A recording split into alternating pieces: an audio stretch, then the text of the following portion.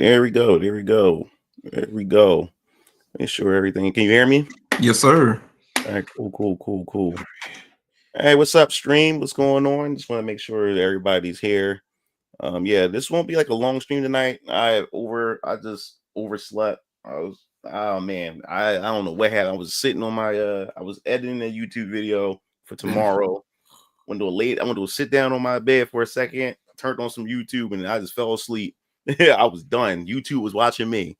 Yeah, I know that's right. I know it, man. I was I had laid down. Yeah. I had work last night, so I had worked and I was like, I couldn't lay down like straight away. I was like, man, what the heck is going on? I was like, I know we talked about this. We was gonna have a live stream today. I was like, I was ready for it. I was ready, and then all of a sudden, I was like, I couldn't lay down until like a little bit later than expected. So I laid down. I was like, fuck it, I lay down. Then I jumped up.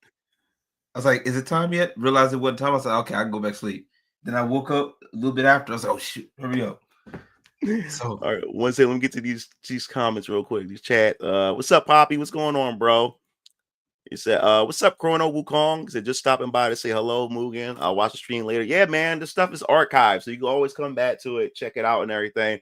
I noticed I shadow dropped this stream. Well, I think I did earlier this week mention that I was gonna do a live stream this week or whatever like that on a Sunday. Yeah, I think I did mention that. I think I mentioned it last Saturday that I was going to do that and stuff. Yeah.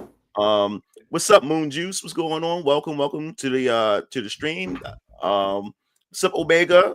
What's up, Jacob? Thanks, Space 23. I think you're new to the stream. Thanks, and you from X as well. So awesome. Oh yeah. That's an arcade 1-up cabinet. For Marvel vs. Capcom 2, but it comes with all the other Marvel versus Capcom games. It comes with X-Men versus Street Fighter, Marvel Superheroes versus Street Fighter, X-Men Chosen Atoms, Marvel Superheroes, X-Men versus Street Fighter, etc.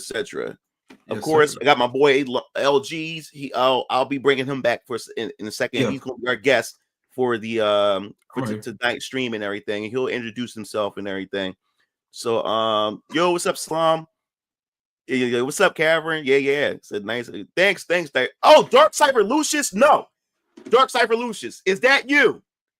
Back in the day. Mugen, is that Mugen? Dark Cypher Lucius. Tell me that's you, bro. Tell me that's you. Because if that's Dark Cypher Lucius, you gotta understand, this is the guy who pretty much helped me or has helped establish who I am. Within the Mugen community, as far as tutorials and everything is concerned. This dude helped me. He showed me how to design stages.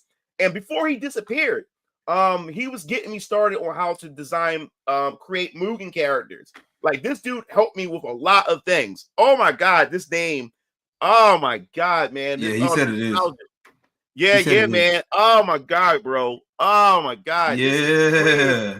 Old school. Think this guy right here. It was him and my friend Sir Science. They were the two major people that really helped me, with my Mugen career that got me started. That is crazy, man. It's just crazy seeing that name, man. Oh my God, it's doing something to me right now, man. Like a lot of my old school followers and people that I've associated myself with is just popping up out of nowhere, man. I haven't seen in a while. Do you like Marvel Legends? What was the Marvel Legends? Was it the figures? I used to watch Mugen videos all the time. Yeah. So before we begin, I'm gonna bring my boy LG into the space and everything. So give me a second here, because this has got all these different layouts now. We got two people in here and stuff like that. We'll get into that. We end up like swimwear. Yeah. Wait, hold on a second. Let me go pull up that. I knew I forgot something. Hold up, layouts. I think I'm missing one. Yeah, there we go. The custom layout. There we go. Now it should be there. I actually better select it now. Yeah, there we go. Awesome. Yeah. So I have my boy Lawrence, aka LG, the Glimmer. So just introduce yourself, man. Introduce yourself. Also put your links in the chat, in the private chat, so I can So I can put all that stuff down for you and everything. So I'm moving this over because I'm gonna come back to this, man. This whole Melody Mac situation is crazy right now. Anyway, hey world, what's good? It's your boy LG. I do a lot of stuff, man. I do music, I do gaming, I do a whole lot of fun stuff, and I even just sit down and talk and shoot shit. Right now, I'm currently working on a little project myself, something that I haven't done in a while. I haven't done a rap album in a minute, and I'm actually trying to make myself sit down and sit myself down and doing it. I'm actually working on that, and we'll kind of get into that a little bit later. The reboot, starting with the reboot, the red disc is coming. It's starting on the way right now. I'm actually working on the music section. You know, picking out the music. I'm trying not to be over. I'm at the starting part of the project. You know how that goes. The where you're trying to get everything together and you try to make sure all the ideas work and that part. Try not to overthink.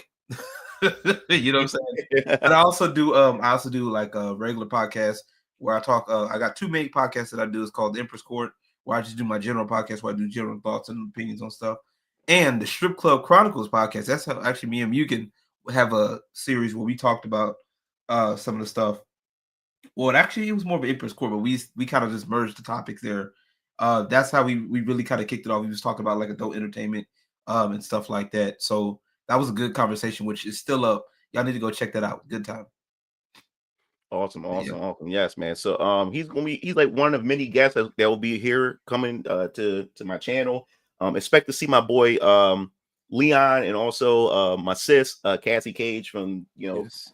from her side as well. So they'll be guests, so you'll be expecting them pretty soon. And of course, my boy Master Boris, aka Omega Boris, as well. So yeah, so we're gonna get into these. Congratulations. Yeah, we're gonna Before I get do into anything, I want to tell you uh, congratulations, man, on your on you hitting your thing. On you oh hitting your man. Congrats, man. I'm happy. I'm oh, happy to thanks, see it, man. man. I mean, you guys are awesome. So yeah, I'm gonna post this. LG has his information and stuff. I'll post in the chat for you guys to go check them out. Like if you love culture war type of content and everything like that, and just want to hear I do. other point of views besides mine, you can definitely check it out. So I posted Yeah. here in the chat. Go check I out don't LG. always do culture war stuff, Yeah. but He does a lot of stuff. Yeah, he does a lot of stuff. His music, yeah. talk about all that type of stuff. So you can go definitely check it out. Indie comics and all kinds of Yes. stuff like that as well. He had Yeah. Eric July, matter of fact, Yeah. on his stream that he had at one point. And that was Yes, also awesome. sir. Yeah, it's a whole variety you can go check out and everything. So Yes, yeah, let me sir. get to these read Do it. these comments again. Then I'm gonna bring up my VK campaign so people can go check it out. Then we can get into the topic for tonight. Said, do you like the DC multiverse by McFarlane Toys? I don't follow any of that stuff. Like you got to understand, like, ever since how like DC and Marvel had changed, especially when it comes to their characters, their stories, and what they've been doing over the past like decade or so. I don't really look into what they're doing.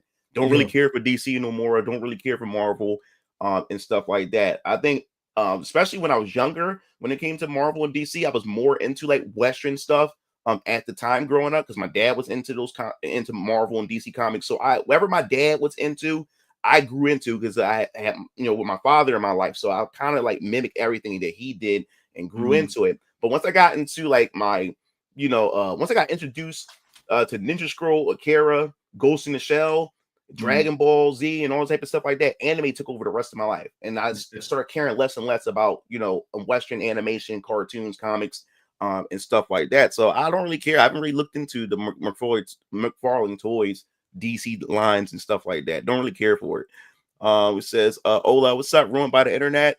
He said, y'all was doing Mugen shit when I was in kiddie school. Kind of wish I was. Yeah, man. Dude, like Mugen was that shit back then. It's like I'm not saying it's not now. I just don't know what's currently going on in the Mugen. I just got back into uploading Mugen content last week.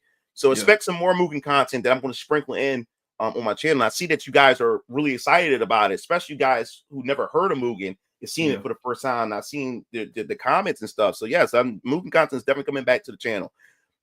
Astro Zombie, what's up, guys? Yeah, what's up? What's going on, bro? Said BioCoro7 says Nintendo isn't using the Donkey Kong model from Rare anymore, and what they replace it with looks ugly. I gotta look into that. I can't really give my opinion on that. I think I saw a clip of it. It was they was using the Switch 2 thing, the discussion. It was like in the Yeah, Switch 2 teaser when they teased like another Mario Kart game, and there was yeah. like a little clip of Donkey Kong. It looked a little weird. It looks a little bit more cartoonish. Oh, It okay. had like the black eyes, like it had like the white eyeballs with the black eye Yeah. sockets or something like that. Yeah. I'm looking. I'll look into. I investigate that before I even give my opinion on that. What's up, Lord Blaze? What's going on? So low expectations. I hopped in and hear Cassie Cage first thing. Yeah, man. Hey, She's gonna be here. I'm gonna invite her thought about her too. soon. I'm gonna invite her. I'm gonna invite Leon. I'm gonna try to get everybody. Then we'll have a stream with all four of us: LG, Leon, and Cassie. I'm gonna try to have everybody up in here. Yes, sir. So what's up, guys? What's up, Calvin? Appreciate it. Oh yeah, I will be announcing the winner of the art contest next next month and stuff like that. So definitely check it out for Venus Orion Comics art contest.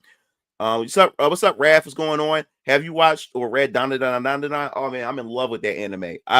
Did they continue the new episodes? Because I know they was on a break for a second because we got close to the holidays. I haven't went back and checked Netflix to see if they had the next episodes up. And of course, I'm watching the English dub. But yes, he said, "Oh, what's up, Talcum?" Hell, Mookalorina. All right, so so if you guys haven't checked it yet, man, definitely check out my campaign, which I'll post in the link in the description. My campaign, which is of course VK Variant Killers, Vampire Killers, which is my pre-order campaign for the launch my Venus Orion Comics universe. And I'm gonna say it once again. I already posted the links in the chat, so you can go to it if you want to support it. I definitely appreciate it, man. I had reached my goal of $4,000 and went beyond it. And I'll be making a proper thank you video in the this week. I'll be going to the studio once again. I'll make a proper video to put on both my Moogler channel and my Venus Orion Comics channel to thank a lot of you guys for allowing me to be able to reach that goal. And I definitely want to thank Hypnotic and his crew. I went to his podcast, and dude, when I went to his podcast, I was only at 2,919. By the time we got to the end of his podcast, I had reached my goal and went over the goal. And I definitely got to thank him and his podcast, his crew, and the people that show a shit ton of support. And I really appreciate that. And it wasn't just because I'm cool with Hypnotic and stuff. These guys see that there's independent creators out there that's just not talking the talk, but actually want to do something, and create something that they enjoy, that they love, and have passion in. They love the drive and the passion that I have and stuff like that, and not just talking the talk or whatever. So that's why people appreciate it and they showed that support. And I love all you guys, man. All you guys came in. LG came in, even everybody in the chat that wanted to support the book. You guys supported the book. I think Cassie, and I think my boy Leon, my brother from another mother, because this dude was pushing the fuck out of my book. This dude didn't give me a chance to sell my book. He was pitching my fucking book. Yes, sir. So I appreciate that, man. That is some fucking love, man. So definitely, if you're interested in this, and my boy Nate, my day one nigga from high school, and my daughter, he's also my daughter's godfather, Nathaniel, right here. He was another one. He had the bundle that has with all four covers. He bought all four covers. So man, I really appreciate it, man. Like all the love that you guys have shown, man. It's crazy that it takes strangers over the internet to show some support than people I know, because there's a lot of people I know personally still haven't bought my book or even gave me no support at all. I've been posting it, I've been talking about it, and people who live like close to me, and even some of my people who are related to me, didn't support this shit at all, and even came through at all. You know what I'm saying? Only my family did. My brothers and my dad and everybody, but everybody else outside of that, man, didn't support shit. You know what I'm saying? So that's how it goes. That's definitely how it goes. Shit happens, but it took people I don't know, people from the internet that came in and just came through. What's up, Robo? What's going on, man? Everything is good. Everything is good. Nate said I had a dream last night that it came in early and immediately wrapped it in saran wrap. Yeah, man.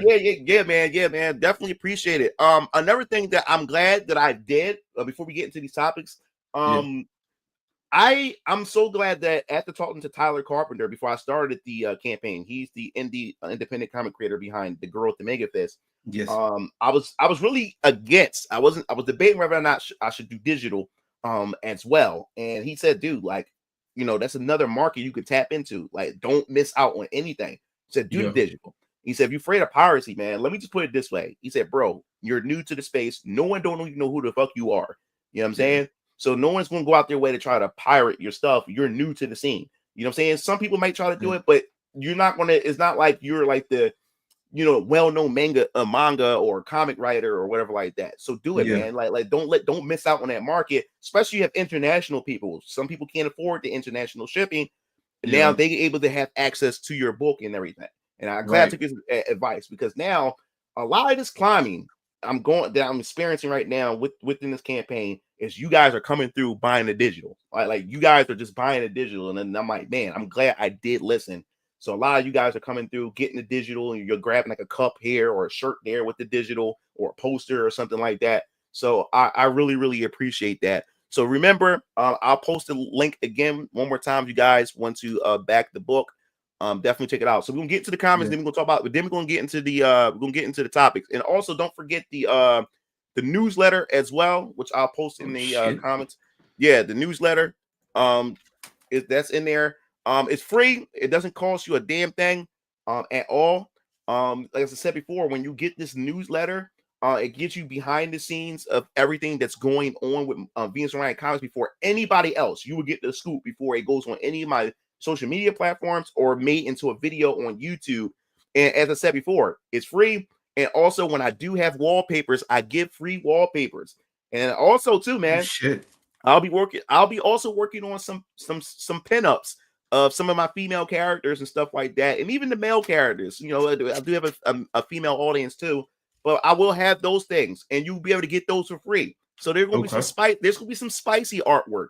It's not going crazy whatever like that, but it's gonna be some spicy stuff. Some You guys will be able material. yeah. So it'll be some spicy stuff.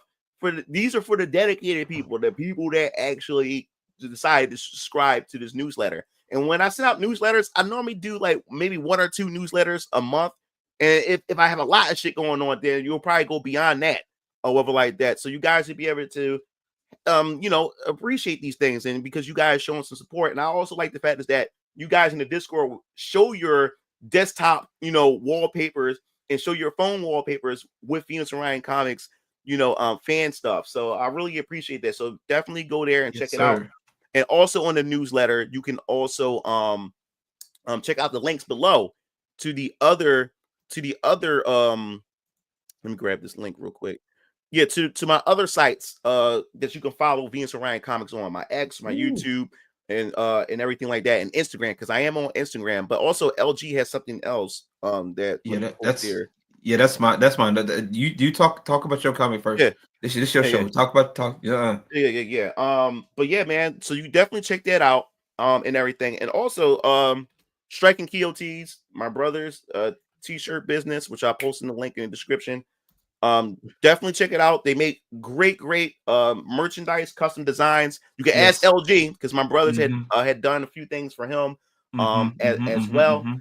So you have a custom design that you want us to put on a shirt. We don't just do shirts, man. We do leggings, we do swimsuits, halter tops, tank tops. We do mouse pads, wallets, nylon tote bags, mini arm bags. We do it all. So you can definitely go check that out. Later this year, Venus and Ryan Comics will have like a little store corner where you can be able to buy merch from there. Until my website is up. Once my website is up, you can also go to my website once that's finished and up to be able to get merch and be able to buy VK chapter 1 cover A and stuff like that. So yes, man, definitely go check my brothers out. I'm already posted in the link in the description in the chat and everything. So before that, yes, I reached my goal of $4,000. Just because I reached my goal, it's not over. Let's see if we can get it even farther. It's because, as I said before, I paid to get this book done out of my pocket. Now the thing is, the goal for $4,000 is to get the books in your hand. For me, it covers shipping, it covers the printing costs and stuff like that to get in your hand. But what's most important is having money left over for Venus and Ryan Comics, so I can reinvest in the business and use that money to help develop the next books without it having to come out of my pocket. So that's the whole goal. If I can get the $7,000, maybe $10,000 or higher, I think that will be good enough so I can be able to use that money to help finance the next books. Because as I said before, chapter 1 is only 32 pages. Now, chapter 2 is going to be looking to be anywhere from 42 to maybe 62 pages, which means if there's nothing left over, if I don't get much out of this campaign, there's nothing left over, it's going to be a longer wait, because now I'm paying out of pocket once again to get the 42 to maybe 62 pages. So you're gonna be waiting longer for chapter 2. So if we can get it over this hump and get a little bit farther, and I can be able to have some money left over, I can be able to take that money and put into the development, which development of chapter 2 starts in June. Me and my artist can be starting the development of chapter 2 in June. So stay tuned for that. So that pretty much covers that. Now you said mouse pads too. Post it. I can't find it. You're interested in the mouse pad. It's in the it's right here. I'll show it to you. It's in my it's an add-on too. So if you buy the book, if you back the book, you have the options to select what other add-ons you want to add to your order. So if you back, like say for instance, you back cover A, and then before you go into the checkout, it has add-ons. Just look for the mouse pads. But to show you, there's a tier right here that has the mouse pad. You don't have to get this tier. You can just get it as an add-on. So say for instance, the digital comic plus your choice of merch. This has a mouse pad. Now I wish I had some mouse pads on me. We have a Young Raph. We have Young Raph mouse pad. We have a Keo mouse pad. We have a Strike, and we have Variant Color, and we have a Venus Orion Comics mouse pad that you can choose from. Another perfect example is somebody had bought the Young Raph bundle. The Young Raph bundle meaning you get everything, every merch that's related to Young Raph himself.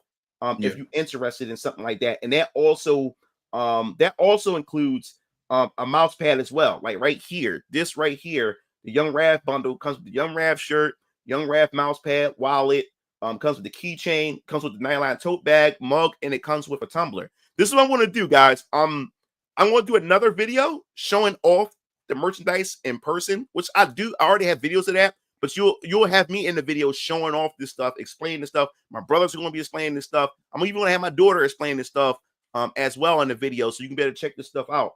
But yeah, you can get a mouse pad. You can get a mouse pad. Keo, here's a Keo bundle. You can get all the Keo stuff.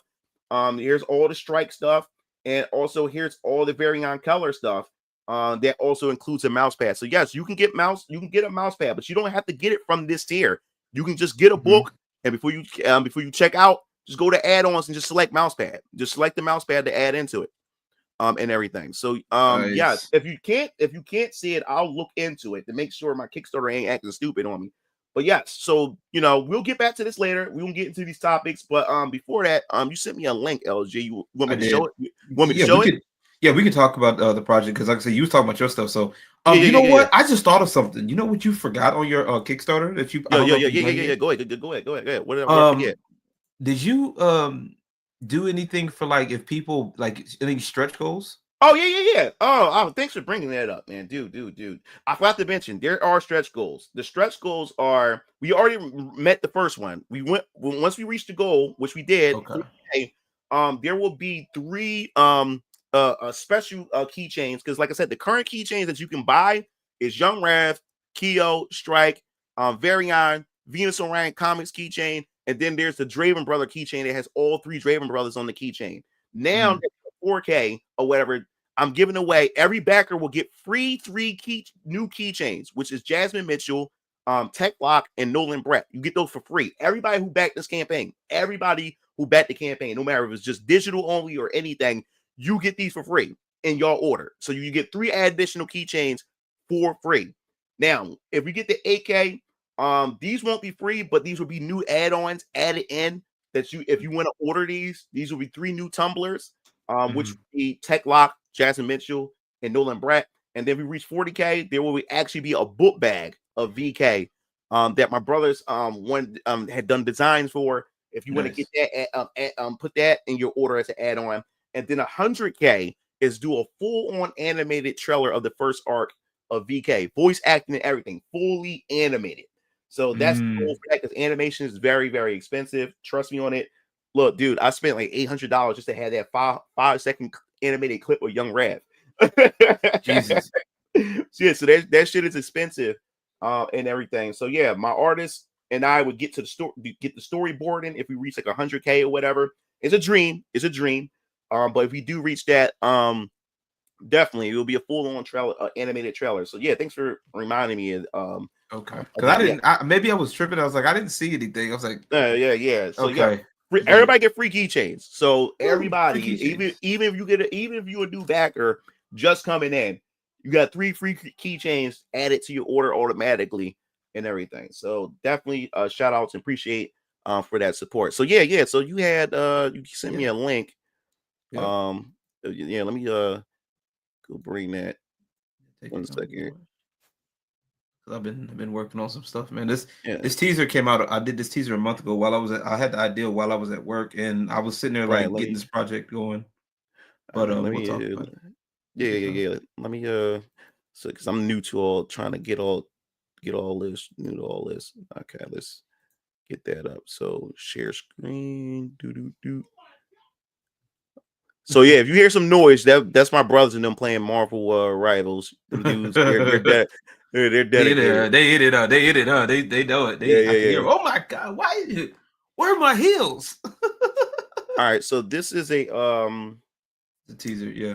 yeah, the teaser to what LG has Yeah. I'm to working show on that. off and everything. All right, one Yeah. second. Take your time. Do. All right, Oh, cool. and the hip says congrats on 5400 for your 5400 for your project, by the way. Yeah, yeah. Oh, thanks. Appreciate it. All right, let me bring this. Let me bring this back up because I had it off of this. All right, doo-doo. Squirrel girl. Hey, squirrel girl will do it to you. Squirrel girl will drive you nuts. All right,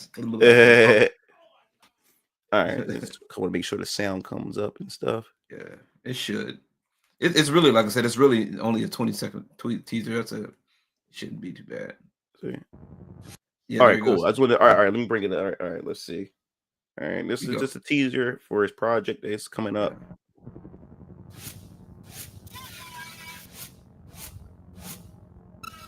Like it's a little backward.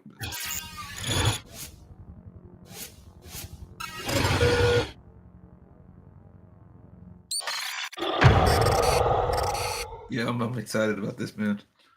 Yeah, it's a Cool, man. real simple, real effective. I was that project's gonna be Awesome, crazy man. when it gets done. Whenever, like I said, I've been I actually did that. I started the idea for it when I was at work, and I was like, "Fuck, what can I do about this Mm-hmm. project?" Like, because it's something that I've been wanting to do for years, and I just Right. never got around to doing it. And I was just like, you know what, I need to stop, procrastinating. I feel like I got held back in life with a lot of shit. You know what I'm saying? So part of it was due to my own Right. procrastination and dealing with people that when people say your surroundings matter, it does that. Your surroundings do have a important part of it. I do agree with that. Right. Right. Um, and I was surrounded by people that didn't really care about what I was doing. You know Mm-hmm. what I'm saying? So like a lot of like those flashes and clips are like Mm-hmm. from my old videos that are on my channel.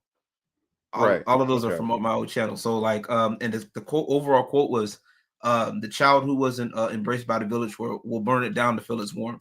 That's a old saying, old, I think it's a African proverb. You know what Okay. I'm saying? And I think it's an old African proverb if memory serves me correctly, but it's very true that Mm-hmm. the person that never got any that didn't get much respect growing up, they might act out a certain way. You know what I'm saying? They might come back I wouldn't necessarily say for revenge, but for some kind of retribution. Mm-hmm. So that's the as men that we got so much shit that we deal with, and Mm-hmm. that's one of the things that I want to kind of highlight a little bit. This part of the album, it's going to be a two-parter. Right. This album, the red disc, I'm doing this in terms of computer kind of. So as you can see it with like a lot of glitching and stuff like that. So like there's like a lot of glitches, like a lot of stuff that's happening from like past that happens, you know what I'm saying, type shit. So what this is supposed to be, it's supposed to be like it's gonna be a rap album, by the way. So Mm-hmm. it's something that I haven't done, like I haven't sat down, like I made music, I got like music and shit that I've done. Mm-hmm. And because y'all know I've done like video game remixes and stuff like that, but and I've also done some original beats, but I haven't really sat down to like write since my last Christian album. A full project was my last Christian album was in 2010, which is Mm-hmm. all up on all platforms, actually, by the way. Right. I have to, when I find it, I'll link it to you. You could tell the difference. It was like the difference is like night and day between now. It's crazy. It's hilarious where how far it came from. And just a lot of stuff that happened from stuff like in my church. Like I used to be in church heavy, but I Mm-hmm. stopped. I just stopped because after realizing that the church that we were at took advantage of us, me and my family, Mm-hmm. and and that was just like, as somebody that, I guess people go through shit differently, and Yeah. sometimes that shit is weird. Like when people tell you all the time, like to control yourself, control your anger, this, that, the third, and Mm-hmm. then those same people are the ones doing shit to you. Mm-hmm. You see how they can get really confusing. Mm-hmm. So, it's just a lot of. I'm going to be a lot more, a little bit more aggressive, a little bit more on the dark side, a little bit. Awesome. Um, that's going to be the idea. So, members actually gets to. There's a couple of tracks that I have for members right now, Mm-hmm. instrumental wise, that you guys can hear first. Um, that's what people are. That's what I'm working on for my members right now. Before I Awesome. start sitting down and writing, and I've actually started a little bit of writing, but I'm trying to fight the fact of the perfectionist, like I mentioned earlier, the trying Mm-hmm. to, does this fit, how would this sound, is this gonna sound lame, is this gonna do that, Mm-hmm. or like, and then that on top of, I got like a couple of tracks that's gonna be like banger. I got a couple of tracks that are gonna go for like club stuff, because Right. I'm that's part of like where I'm at now, y'all. For those who don't know, I work as a DJ in a strip club, so yeah, it's gonna be a fun project. All right, Fun man. project. That's awesome, man. Like that's cool, man. It's funny that you mentioned about the church and everything like that, which is going to lead right Oh into boy. this is going to lead right into our segue in a second, which we talked about first, which is the whole GoonerGate thing. We're not going to stay on it long because everybody has been beating this shit to death. I'm kind of getting tired of talking about this whole GoonerGate thing. I didn't expect this thing to blow up the way it did. I thought it was going to be something that it's going to come up. People's going to talk about it, and then we're going to just move on to something else. You know what I'm saying? And Yeah. that didn't happen. That didn't happen that way at all. And so what are we talking about here? We're talking about the Melanie Mack and her situation. Now, if you guys haven't checked out my video, I made a video just pointing out the inconsistencies within Melanie Mack and some of the statements she has been making and other Yeah. things Same. over time that other people had caught, that with the constant flip-flopping and everything like that. And my God, man, I think the video's sitting at almost 16,000 views now. I think Woo. my video, like I was not expecting it to go that far or blow up that far and everything like that. But now that I'm looking over everything and stuff, um now I'm starting to think like, man, like should I have did this fucking video? Like should I have made this video to begin with? Mhm. Was because, man, now that I'm looking at all the fighting and all the arguing and everything, it's Yeah. like we forgot about what gaming is all about. We forgot what gaming is. And I played a part in it because I made the video. You know what I'm saying? So I contributed to it. And I'm the type of person that, when I make certain decisions and stuff, Yeah. over time I do think back and I self-reflect on certain things and stuff like that. And it seemed like, I played a part Appa- in it. I Apparently, you did more than what Melanie's done. So, I mean, that's one. But if I may interject here, I'm go, gonna go, go, go, stop go, you. go ahead. I'm gonna don't beat yourself over it, because I made a video talking about it. Actually, before it got out of hand. Mm-hmm. So I don't want you to think like you did what me. Like, I think if I'm, because I'm basing this off of me, because when I Mm-hmm. did the video off of just wanting to give my opinion on shit, Mm-hmm. and that's what this is. This is my opinion. Um, I don't want you to, if that's what that's what you're doing, or you did it for, then you're okay, you're fine. It is what it is. Um, you don't need to beat yourself up about it. You didn't, like I said, you gave your opinion, as what that's what we did. That's what it's for. And the fact that she can't handle her opinion, I came to find out this morning I got blocked by her on Oh, Twitter. this is the funny thing. I made a video about her. Like, I'm not sure now, but last I checked, I still ain't blocked yet. I'm still not No, blocked. I That, think that I makes know that video. why I'm blocked. I think I know why, because she blocked Leon, Mm, because she blocked Leon because Leon made that one meme. mm-hmm. The oh, you didn't see the meme. Oh No, Jesus. I didn't see it. Yeah, Oh, you ain't seen it yet. I'm about to grace yeah, your, yeah. Yeah, take your I'm time. I'm gonna about answer to, these. I'm gonna answer these. oh, you gotta These the chat. What's go up, for it. Jonan? He said, "What's up, Mugen Lord? What's up, LG?" He said, What "Hi, up, man? GoonerGate from Cat McDonald." And then Night of Nair says, Mugen Lord, you got me writing a novel now. That's good, man. Hopefully what I do with Venus Orion Comics, hopefully that inspires everybody to, to be brave enough and say, you know what? Oh, fuck this. All my dreams and all my passion I had, I'm going to go out there and make that leap of faith. That's what it's all about, man. To take that leap, just take that leap of faith. You know what I'm saying? Like, if you're willing to take a risk to work for other people and all this other type of stuff, then you should be able to just take that leap of faith for yourself. You know what I'm saying? So that right there, that's the big thing. But yeah, we'll get into that part in a minute. But I found it. So go ahead, click right here. Okay, let me go. Oops, let me put it in this. I put it in this tab right here. Oh my god! You see it? Let me see. Hold on, I'm about to share it on this so I can pull it up. Oh, it's the internet. I forgot I got the other tab. Let me just do that.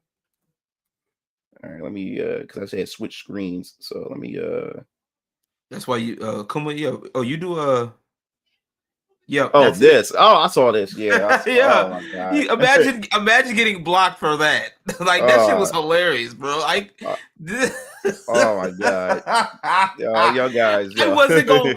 I really, honestly, all I did was laugh at it and move on, and that's really all that was, because it was funny. It is what it is. It's fucking hilarious. I've had people try to do memes about me.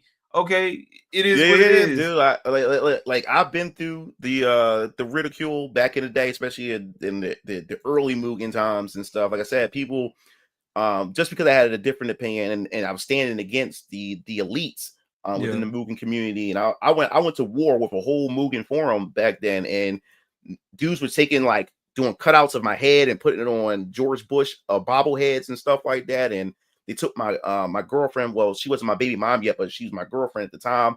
Because you remember back in the old YouTube days, you was able to have your own personal wallpapers in the back of your profile and stuff like that. They went to my girlfriend's YouTube channel because she was a singer. She was a singing YouTuber, and she had more subscribers than I did. She was like 5K at the time. I only had like 200 subscribers or whatever like that. But yeah, they took that picture, and because she had a picture of me and her together. And then they photoshopped it and put a black eye on her face and it says, "This is what Mugen Lord does to all his bitches," and shit like that. And it was just they was doing all kinds of stuff.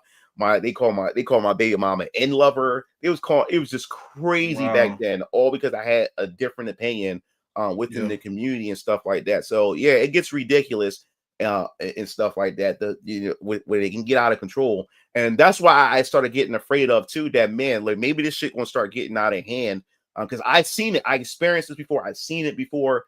How having a simple opinion and whatever like that, no matter how stupid it may be, mine wasn't stupid. Like more people agree with me than the other side anyway. Yeah. But I can see how that can get really out of hand. Like some people can just get real crazy and take it too personal. We talk about video games here and stuff like that. And I've seen the ugly side of when people keep pressing it and keep poking the bear and stuff like that. So I was like, damn, like Mugen Lord, like you did contribute to some of this stuff like that. And the thing is, the only reason why I didn't, the only reason why that I did the video to begin with, because at first I wasn't going to do it because everybody made a video about it. Like if you go to my channel and look at culture war content, I don't cover every topic because people with culture war stuff is repetition.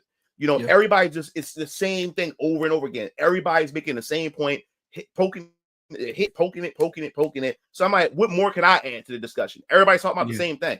So I leave it alone. But the thing that got me to talk about the whole situation was now I'm looking at the comment sections and what people are saying and stuff. And the thing that triggered me the most is now everybody, because of Melly Mac, is making a mockery out of God, making a mockery out of Jesus Christ. And yeah, I'm a Christian myself. So now I'm taking offense because now you're people are looking at you as the beacon of what Christianity is because of what you're doing and how you're going about it. And now you got people mocking my God or whatever like that and taking him as a joke because of the stupid shit that you're doing. That's the only reason why I made the video, because it was more so me coming from the religious side, of that the approach that she had put, the spin that she had put on this whole entire thing over a fucking video game, over a clip that she only seen the clip and don't know shit about the game. But the game, that was my biggest problem. It was really, my thing was more of I was coming from a logical angle. It's like,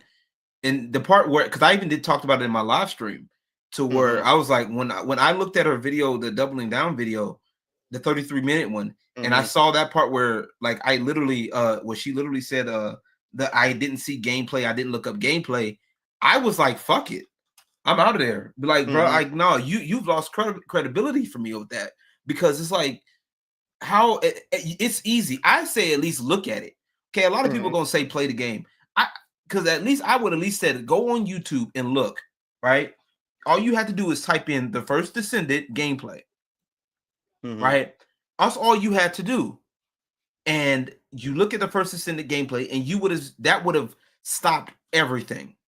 That would have changed everything. That would have made okay. And then all she had to do was walk that shit back and be like, hey, look, guys, I'm a new convert or whatever, because that's what I'm getting from her, is that she's supposedly a new convert. Yeah. I'm glad you mentioned that. I think that's another thing that made me start thinking about, like, damn, maybe I should like I've seen this before. Looking at Melanie, but I don't give her no excuse though. Because no. I ain't talking about no. She deserves the criticism, but what I'm saying is, like, I've seen this before. And it's more so the women in my life, like even when it comes to my relatives and stuff, where they have been through so much in their life or made bad decisions in their life, and they run to Christianity. And when they run to Christianity and everything, they double down on it, on this faith or whatever like that. And then what they do is they self deflect. You know what I'm saying? Like, then they turn around, they become the most ultimate judgmental people,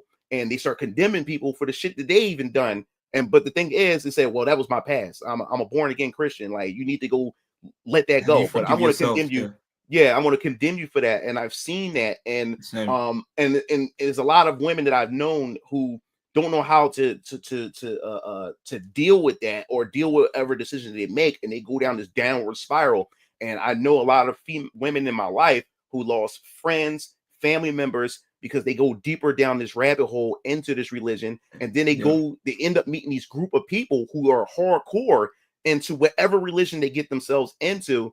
And those type of women are very impressionable. I think Melanie Mack, in my personal opinion, when it comes to this religion, she's very impressionable. It put an imprint on her. You know what I'm saying? I got a hot take. And I thought about this. I was sitting there thinking about this, and I got a hot take. Go ahead. So there's another person actually that became a convert recently within the past few recent years, and this is a whole different thing. Whole different vibe. Okay, I'm gonna drop this person's name. Okay, I've talked with this person before too. You've seen it, and you're probably wondering who it is, but I'm gonna help you.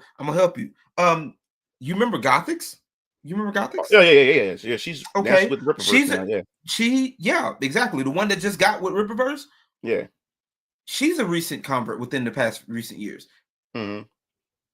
But you don't see her acting out like this.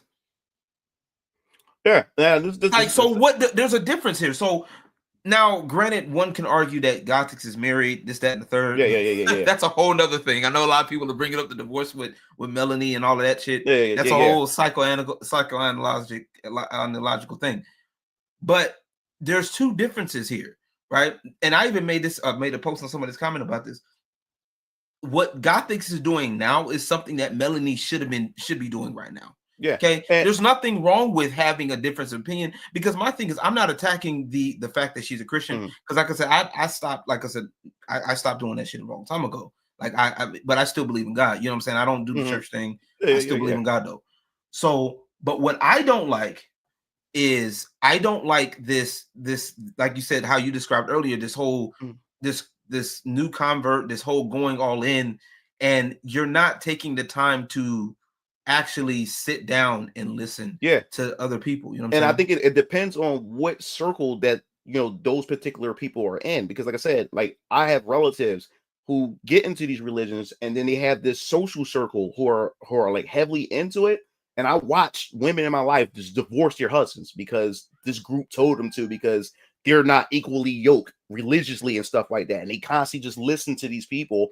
And then the thing is, they're getting the word from them, but they're not really looking into the word themselves. They listening to what the group is saying. And that group played a part. Yeah, played a part in them destroying their lives. And people just, they're pushing everybody away because of the group that they're in. And I wouldn't put it past that Melody Mack associated herself with a group of people that's heavily into it or whatever like that, and trying to model herself after them, listen to them, and say this is what you need to be a good Christian and all these other type of things. Opposed to Now, Gothics have support, and people are probably behind her to help her navigate through that type of stuff. the only disagreement that I had with Gothics is when she started trying to talk about the whole porn thing, right? How like porn equals sex trafficking, and I'm like, no, that's not true. That's not the case. That's not always. That's not completely true. No, it's not always the case. Yeah. That's not always the case, and that's coming from a place of morality anyway.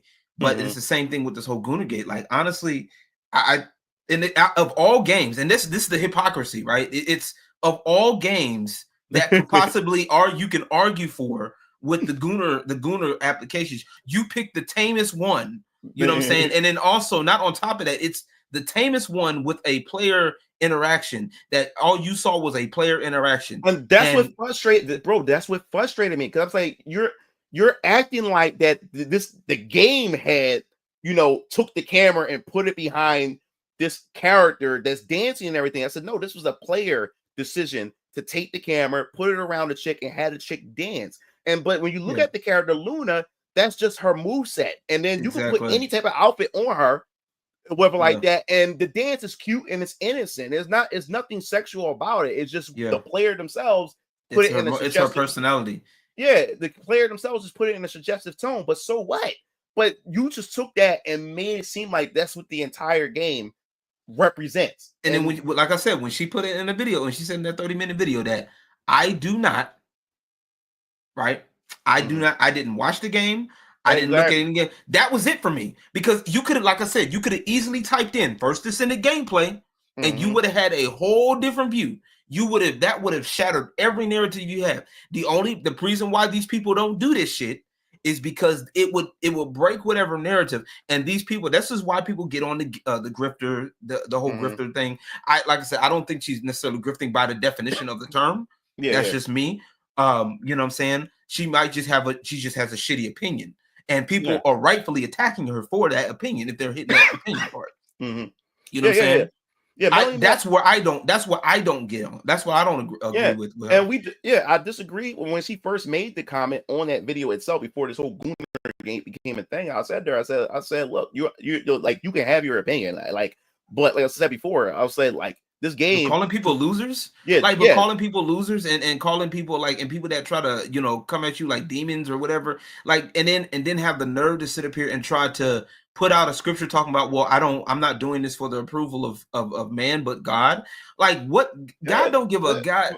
The thing is, God don't give a goddamn. And then she started straw manning, saying that taking these fake digital characters and you're lusting for them, and the only person you're supposed to be lusting for is your wife. But how did this conversation come into this whole fold? Like, how did you go? How do you know your wife? How would you know what your wife looks? How do you know that these gamers are even fucking married and have wives? Like what is going on here? Like, that's why it started frustrating me. And like I said, people started mocking her, mocking God, mocking my faith and stuff like that. And that's what maybe make the video, because if she didn't go to that extent, I would have just ignored it, because people were already clowning her, roasting her. But when she started going to the bitter end, started putting my faith into this, and now people are now mocking my God and stuff like that. Now I have an issue with this, because now you're making my faith look like a fucking joke. You know what I'm saying? That's why I did the video. But other than that, man, I would have just whatever. She said something stupid. People got her. I don't need to make anything about it.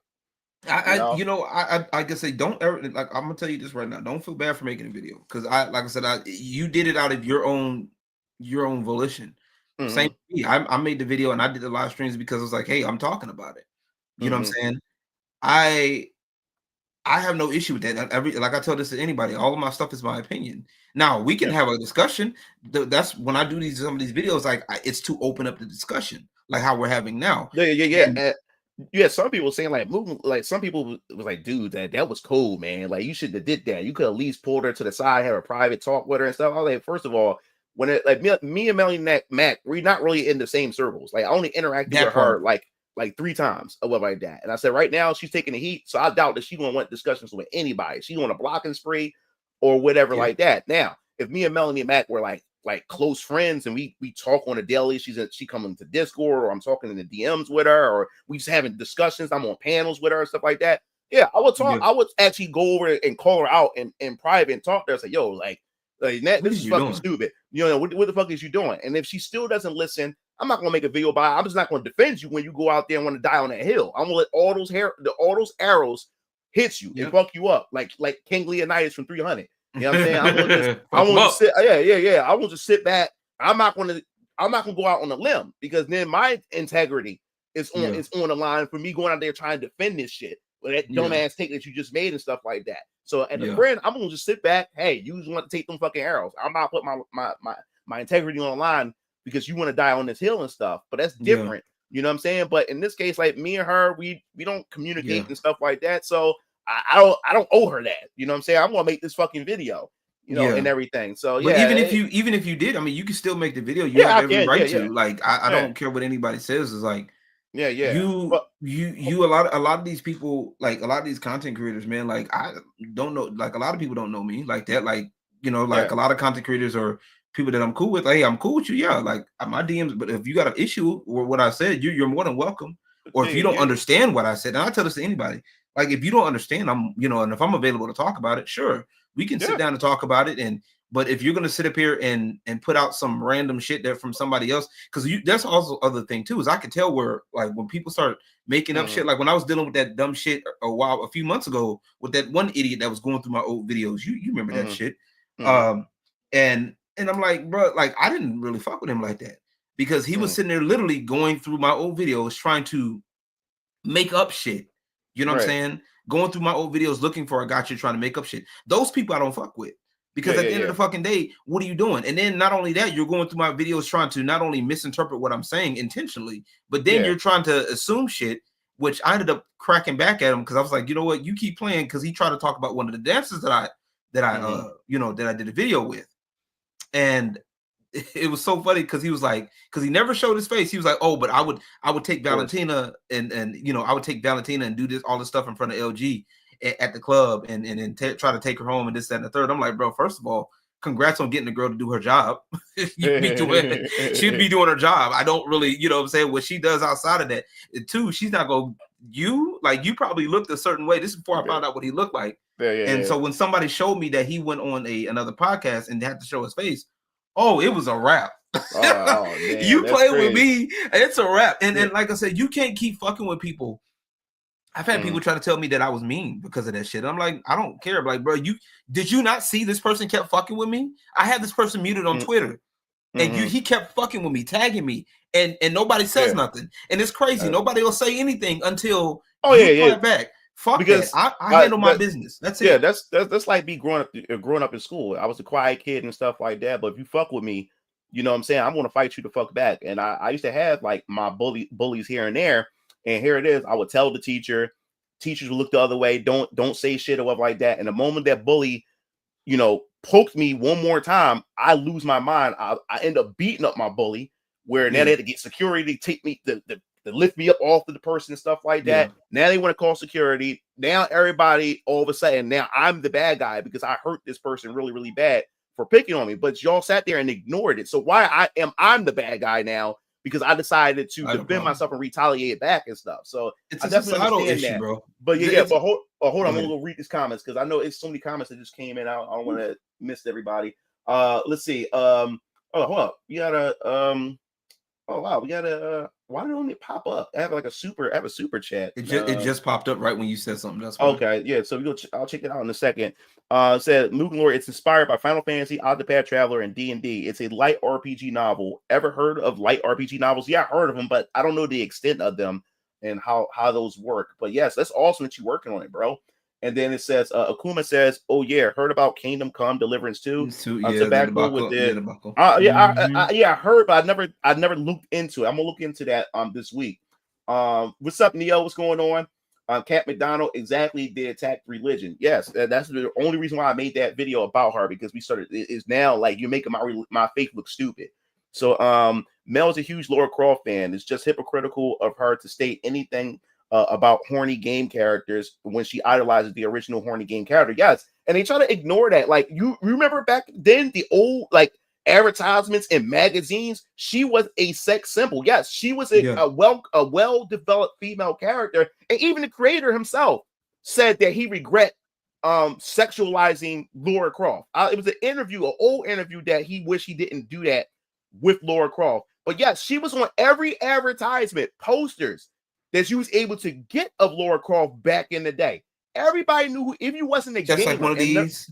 if you never played Tomb Raider, you knew who she was because of the spicy advertisement. And there's nothing wrong with that. And it just baffles me. But let me see. What else we have here? Jeremy from the Quarterme is married, but he always simp. Like that dude is a fucking simp. And I know there's a lot of conservative men, like them hardcore conservative men. A lot of them are fucking simps when it comes to court. It comes to the court, with family court, marriage, and all this other type of stuff. Especially in the current state of laws when it comes to how it fucks men over. These motherfuckers just want you to say, yeah, but it's still your duty because God said so. So jump on that fucking sword. Jump on that fucking sword. Or whatever like that. No. Fuck that. So it says a true Christian does not insult others. And that's another thing about like God. God don't like people that sits on their soapbox and talk down to people either. Because you're not God. That's who God made. That's who Jesus really was in. That's what Jesus mainly was attacking. He was hanging with the people. He was hanging with the so-called degenerates. He was attacking. Go ahead. Yeah, like when Jesus, when they was selling shit out of the fucking church, like and shit like that. That nigga Jesus walked over and flipped their fucking table over and everything. Yeah. Shit. He more so went after those people who try to sit on their virtual soapbox and talk down to people. Like, how dare you? Like, how dare you? Jesus hate them more than the people that we casting like shame on. You know what I'm saying? That part. She said Stellar Blade was fine, but First Descendant equals slutty because your character can dance. Like what? Yeah, right. Oh my god, that's what frustrating about. I said, you know what? I'm not going to make a video about it because everybody handled it already. It's no sense of me weighing in on it. But like I said, when she got to that part and people now starting to make fun of my faith and stuff like that, that's why I started taking issue of it. So let's not forget softcore corn is two people poking each other with no jewels showing. That part. Descendant, exactly. The First Descendant is a fun game, and I have it installed on my hard drive on my Xbox. I haven't gotten around because my interaction with the game, I play it because I got invited to the closed beta. I did the open beta of it and stuff, and I installed the game.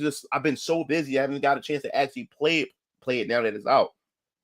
So I love the First Descendant, and I respect anyone's religions, but if they get nasty with me, then I won't respect them. Of course, yeah, exactly. Like, and that's fair. Exactly. That's it. Yeah, born again. Oh, we got Hypnotic in here. You said thou should not goon. Thou shalt not goon. What up, Hypnotic? How you doing, man? I've been I'm trying. I'm not able to get in on the Saturday night hypnosis because of the my work schedule. You know what I'm saying? I work on Saturdays, so I'll be turning up. We have a super chat from Hydro Cannon Gamer. Lord, to be honest, if you didn't make that video, I would have never known this GoonerGate situation was happening. Melly lost me the moment when she started calling people pervs and losers. That part. Yeah, man. I appreciate that, man. And a lot of you guys said the same thing because people say, "What the fuck is a GoonerGate?" And a lot of you guys say, "Yo, like y'all didn't know." So I understand that, like me doing that did make people aware of what's going on. That's what a lot of people like my content because people are aware of shit that didn't know existed and stuff like that. I'm glad they said that, right? The part that made me mad, and that's what I got on too, was the fact that she tried to lump all of it into the same vein. That was the disrespect, because it's like, bro, like that doesn't make any sense. People wanting attractive women is not the same as, you know, the gay LGBTQ community. You know what I'm saying? That's two totally different things. You feel me? I don't. It doesn't make any, like, logically, it doesn't make any sense. Yeah, man. And this thing, like, the thing that frustrates me about this whole thing, about this whole porn and games and stuff like that, people are pretending that everybody who like attractive characters and, you know, women with nice shapes are automatically just whacking off to these games. Like, they just taking their character, put it in the corner, and just start whacking off to it. No, like, as a male, they did. What? The thing that gets me is, like, you know, as a male, I just like nice looking things, especially women. You know what I'm saying? Especially when she's nice on the eyes, I like to look. And just because I'm looking doesn't mean that I'm saying in my head, "Oh my God, like I have no self-control." I'm gonna tell you right now. Let me remind some of y'all, okay? I mean, Go ahead. earlier, Melly and Matt, she was nice on the eyes. Like look, shit. I clicked on that video, and said, man, Melly and Matt looking nice. Like I could sit down and just look at her or whatever like That that. But that doesn't mean that's that the I'm problem. thinking of Like, all the things and stuff like that. Like what the fuck? oh, bro, but like here's the crazy part about it, right? For those who don't know, who's meeting me for the first time, I DJ in a strip club. I literally work in the atmosphere that these people, which is funny enough, they try to emulate. A lot of these girls be trying to emulate this shit low key. That's what it is. I've noticed this over the past few years. You know what I'm saying? And we might have to talk about this on the Strip Club Chronicles. Oh yeah, no. Yeah, hold that. Yeah, we're gonna talk about that on the Strip Club Chronicles. We're definitely gonna talk about that. Oh, one second, got another one. Yeah, another super chat. Retro Man. Then he said, "Hi, wish you family a great year. Melanie Mac has cognitive dissonance. Root cause American fathers don't teach girls their instincts also aren't pure. Thus her selfies equal pure. Male sexuality equals impure. And yeah, man, it's just how it is, man. Like it's just crazy, like how how this thing just blew up, man. It just this whole situation blew up. I didn't expect this thing to go on for this fucking long. Like people are still talking about this and whatever like that. She really and the reason why people still do it, and that's all because she's doubling down on it. Like just take the L, like just take it. And I understand. I made a post about why people don't want to take L's. I made a post about it, and there's three. It could probably be more reasons, but there's three reasons why people will continue to die on hills or whatever like that, even when they're wrong or whatever like that. There's three of them. One is the easiest one. It's ego and it's pride. You know what I'm saying? And then you also have two. When you become a prominent person, or just you being you in period. You also have naysayers. You have people who just want to see you fail and want to see you fail at life.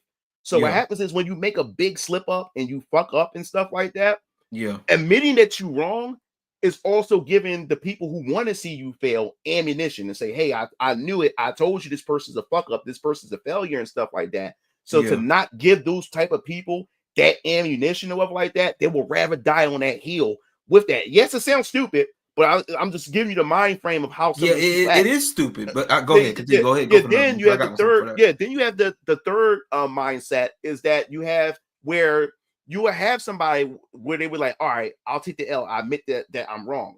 And so then when they admit when they're wrong or whatever like that, you will always have a group of people who will always rub it in their face that they're wrong. They'll constantly keep coming back.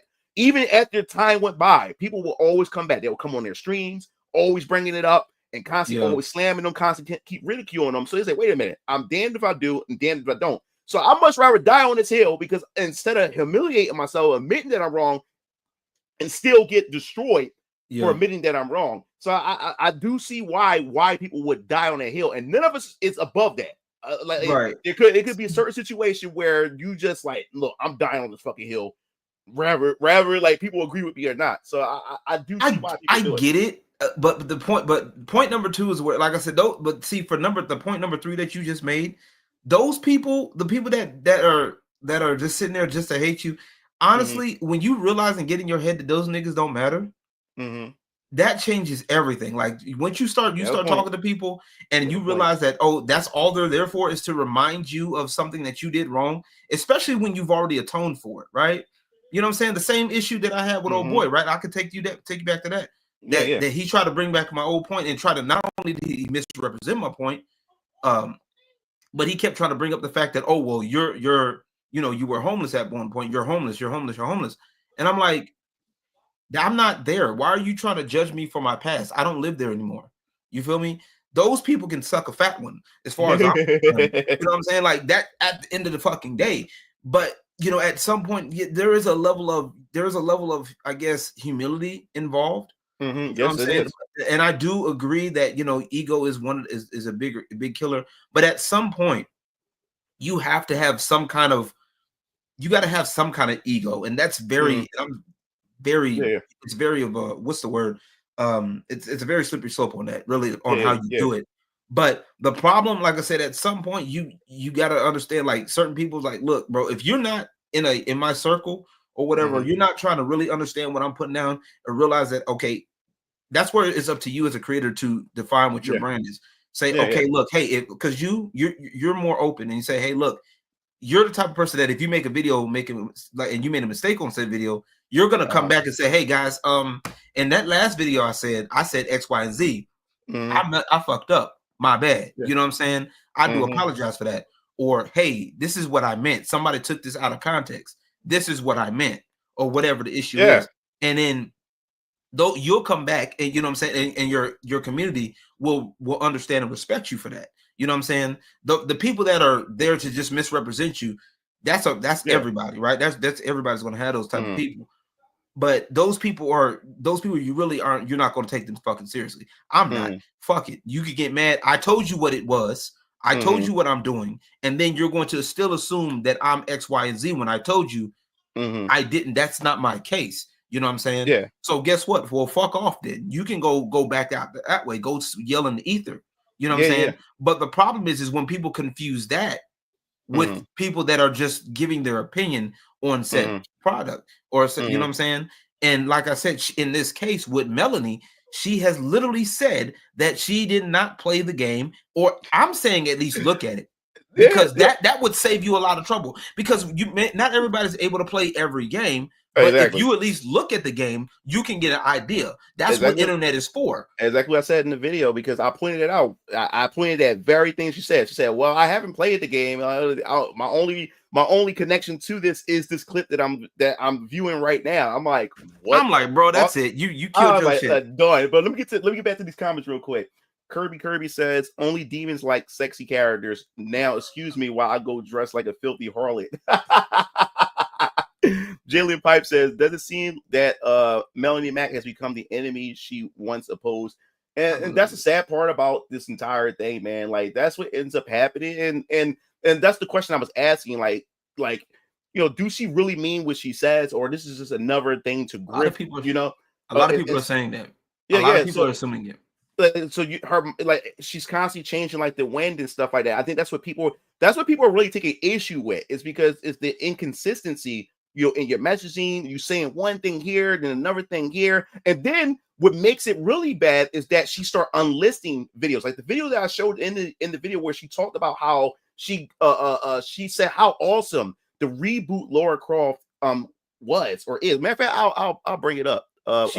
She unlisted the video. Yeah. I'll show. I'll explain. It. It's on. I'll bring that point up on my on the video itself, because that's crazy. Yeah, somebody. And this is and I credit the person. Is another YouTuber who he's a smaller YouTuber who pointed out her hypocrisy. So I'm going to bring it up in a second. I only unlisted one video on my shit, and that was when I was younger and I didn't know how to handle that. That was when I was going against Tommy Sotomayor. Oh, really? Tommy? What happened with that? Man, that shit was fucking like, I still don't like it. I understand his point, like where he is now, but I don't like. I'm not a fan of him. Not a fan. All right, so let me I know, guys. I know ads. The best in class mobile gaming. I don't have the premium or ad blockers and stuff, so excuse me. Just send it. All right, so let me go find it where she contradicts herself when it comes to the when it comes to the reboot Lara Croft, and this is from a YouTuber who here we go, who pointed out the inconsistency and so her stance is even on the LGBTQ has come into question, and also most importantly the reboot Lara Croft. I feel like this is the best characterization we've had of Lara ever. I can say that confidently. This version of Lara is the most well-rounded personality that we've ever seen in any Tomb Raider game in the history of time. Croft, take a beautiful character and make her uglier. Make her look more and more plain. I found 2 videos Mel unlisted because she forgot there's links on TombRaiderForums.com. First was after the demo, and second after completion.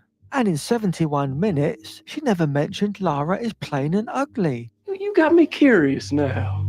I'm going to start off just talking about the character model, because that was a big thing for me. Literally, like the exact same character model. So the character model, big win for me. Lara Croft, take a beautiful character and make her uglier. Make her look more and more plain. But I can speak for an improved Lara, both like physically. In the cutscene, Lara looks great. I really like Lara's character model overall. And in the cutscene, she looks great. You gotta love her, man. So after seeing her stand, yeah, bro, it's. Oof. And yeah, so she got caught unlisting videos that would contradict everything she was fucking saying. So that's where it comes. People start coming into question, like what the fuck does this woman actually fucking believe? What she talking about? Let me get. One second. Let me get back to these comments real quick. Let's see. We said it doesn't seem any post. It said there are more hypocrites involved in GoonerGate beyond Melanie Mack and John F. Trent. I heard of that name. Who's John F. Who's John F. Trent? Shit. Fuck. He I know that name. I can't put a face to it. Fandom Post. I think the Fandom Post the website. And I think John F. Trent was a part of I'll look into Bounding that. Was it Bounding in the comics? I don't remember the fucking thing. I know. Remember the hot coffee mod in GTA San Andreas? People like Jack Thompson and Hillary Clinton were advocating for banning offensive games. Yeah, remember that era? Yeah, Gothis is part of the quartering too. Oh, she is. Yeah, I think she is, but she's a little bit more sensible. Like I said, she's way more sensible. But isn't gaming like a religion? Gamers act the same way religious people do. I think if you're, like I said, hardcore, like people who are deep into it, you know what I'm saying? Like people who are like that gaming is their gaming, that's their identity. They make it their identity. Everything is just gaming just shaped their life. But that's not like your typical gamer. If you understand what I'm saying. And Hypnotic says everyone here needs to repent. No video games are. It said no. Video games are art, and art is subjective. Of course, I agree with that. The dance is 2 steps. Was waiting for something sexy to happen, but nope. Yeah, right. That ain't get me. He said, "Yo, Hypnotic." Hey, I thought Chrono. I thought you was leaving. Like he came back. Awesome. That's awesome. So, guilty by association, huh? Hypnotic. Yo, he said, like Hypnotic. Please don't sound like you know who.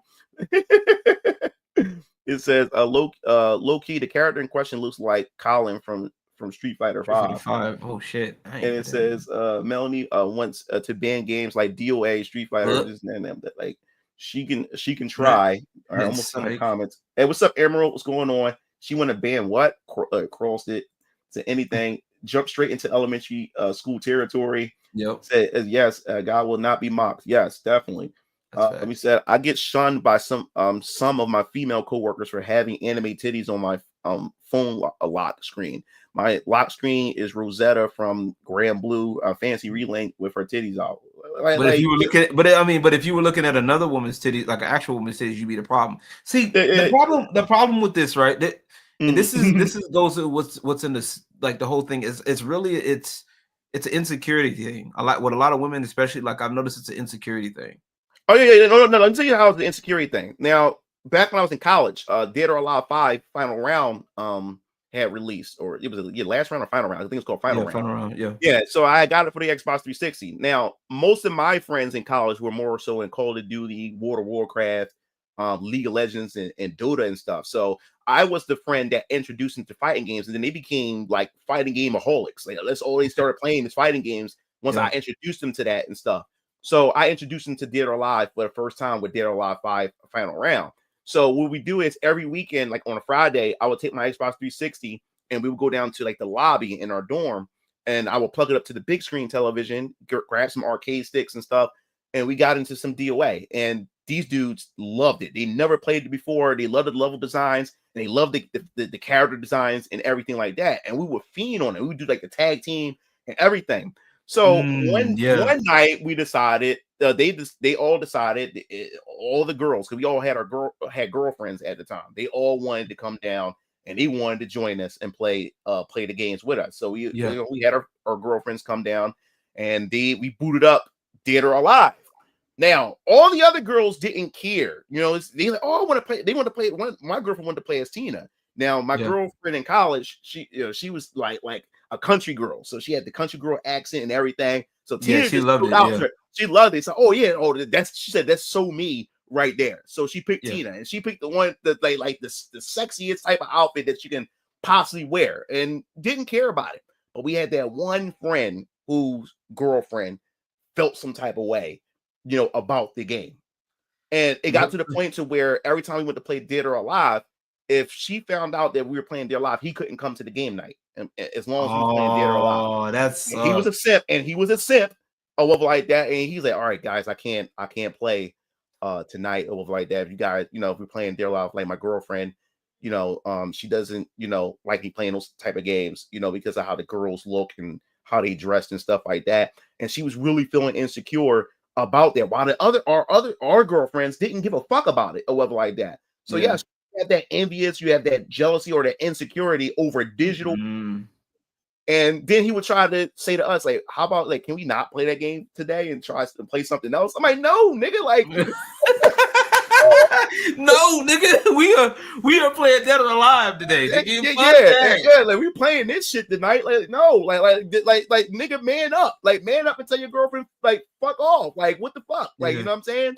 So yeah, he missed out on that fun because we were playing Dead or Alive. But that's I believe that is true. Like there's chicks out there who are feel insecure when it comes to fictional women. Fictional. They're not even fucking real. They're not even real. It's gotten to the point now where it's so bad to now it's evident now. It's like, bro, like every time, like almost any woman that why are these women so this, that, and the third in games? It doesn't fucking matter, dude. Like, that's how I know, like, folks these women ain't getting no play. Because you can tell who the women that ain't getting no play because they start tripping about shit that don't matter, bro. Like, don't nobody care. They hate the fact, and somebody mentioned in the comments too, like, why are you even looking at the person's phone to begin with? Like, why are you going through the phone in the first place? So it's like, it to me, it doesn't make any sense. And I've been told the same thing. It's hilarious because I'm like, I've been told that, I hate women and this, that, and the third for some of my takes because I believe in personal accountability. Yeah. I'm like, bro, if I hated women, I would not take a job where I'm around women like 80% of the time. Okay. Mm-hmm. And half naked too. You know what I'm saying? Different outfits, all that. 6-inch heels, all that shit. You know what I'm saying? Mm-hmm. Bukin, you would have a field day, okay? You would just have a field day by the feet. You would kind of gonna be fighting over feet. That's how y'all gonna be doing. But check this out. This is the thing that really gets me about this whole thing, especially when it comes to this Christianity and like all this stuff or whatever. This is what I learned, man. Like I haven't been to church in years, and as I said in my video. Yeah, church is in here. You know what I'm saying? Church is just a building that people that believes in the same things come to fellowship. Yeah, come to fellowship. But church is all about your personal relationship that you have with God, himself. And no one else can judge that or take that away from you and everything. And what I learned from, people who are so hardcore into like the Christian faith or just religion in general and everything, I learned that these people, man, they like I learned how much of a prison that you put yourself into and you limit yourself. Like, bro, I wouldn't have Venus Orion comics every time I wouldn't be a YouTuber. I wouldn't have any of those things if I stayed like dedicated, because this is the thing, people doesn't separate. I've seen so many church members, they're into God and everything, but they worship the pastor and they worship this church. They worship man. It's not even more so God's word. They worship the man. And whatever like that. And this is where they fall victim to this, because if I would have listened and not do the hentai stuff, because the thing I was thinking about is like, what does, some of my family members who go to church, what do the church think if I start creating animated hentai, this, that, and the third? If I would have listened to the church, I would have been flat out broke. I wouldn't have had shit. And mostly everybody who keep casting judgment or who are these super Christians are flat out broke. They're struggling in life. And they have a lot of skeletons in their closet. They have done some of the most ugliest sin. Ugliest of sin. There's a couple of games that depict this really well, but games like Blasphemous, not Last of Us, but Blasphemous 1 and 2. There's some other games that do this too, that depict like people that are like flogging themselves in the back with like a whip. With a whip. And that's exactly what these people are doing every fucking day. And that's what a lot of religions try to teach you to do, is that to flog yourself in the back daily and you'll never be good enough. And I'm like, no, that mentality has to stop. Exactly. And that limits your growth. You know what I'm saying? That limits your growth as a person, because you won't make certain leaps because you're thinking about, what the church is going to think or what does God think. But like I said before, and the church, and I'm gonna be honest with you, bro, and this is coming from kind of personal experience, man. In a lot of cases, the church will fucking, like, some people, the church is almost like a fucking social club, bro. Like, I'm not even trying to be. That's why I love it. No. That's what it is. Because like I said before, man, I've been through it. I've seen it all. I've been through it all, and it is like a social club. And all I see in church is Christians just judging other Christians in their relationship with God. Like, hold up. This is my relationship with God. Like, it has nothing to do with you. Well, God told me. Well, God didn't tell me. So what? Right. So what God, what did God tell you about me that He didn't say about me? Like who the fuck are you? Who are you?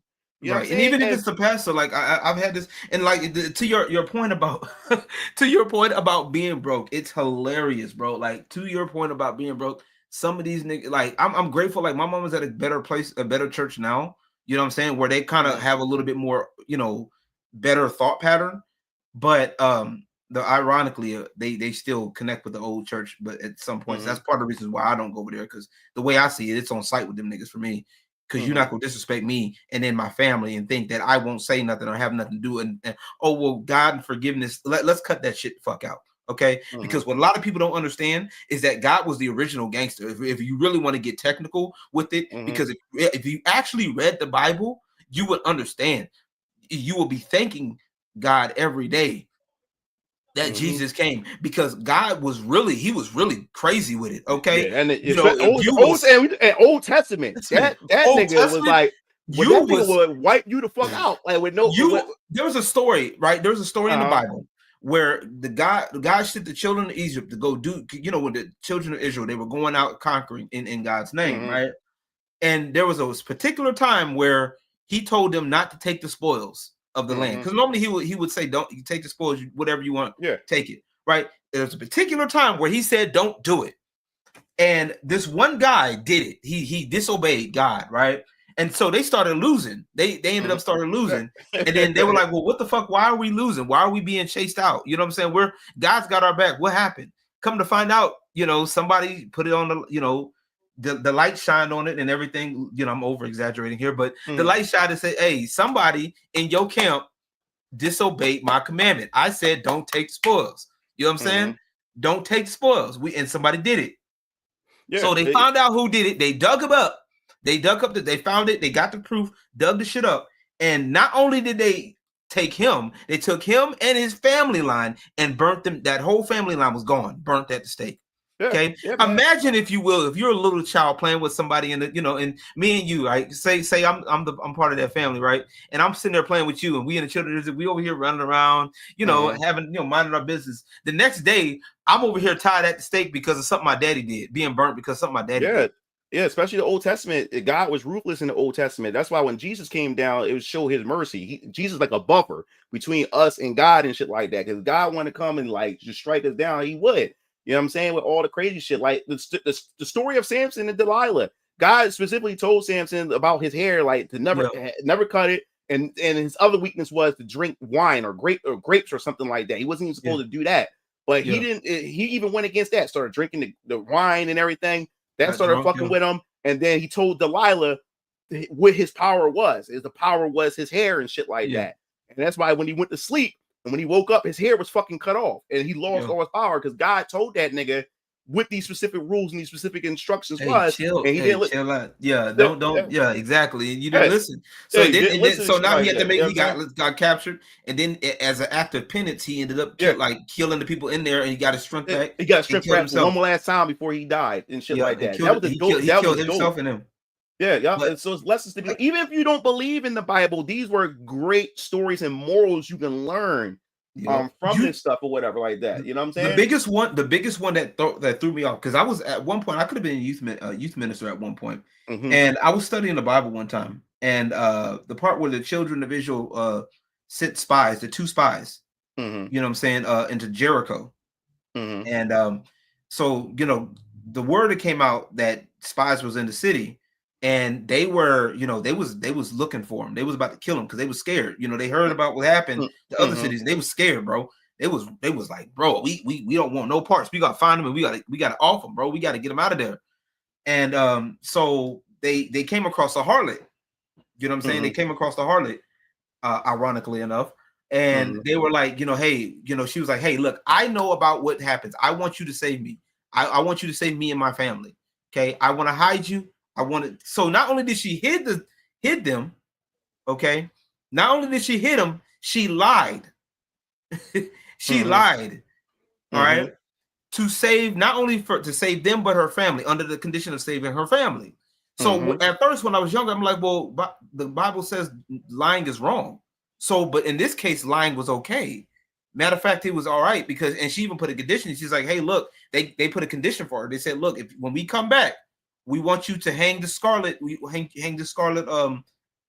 tapestry outside your window, so that way we know to spare you. Because and whoever's in whoever's in your house, whoever's not in your house, they're not getting spared.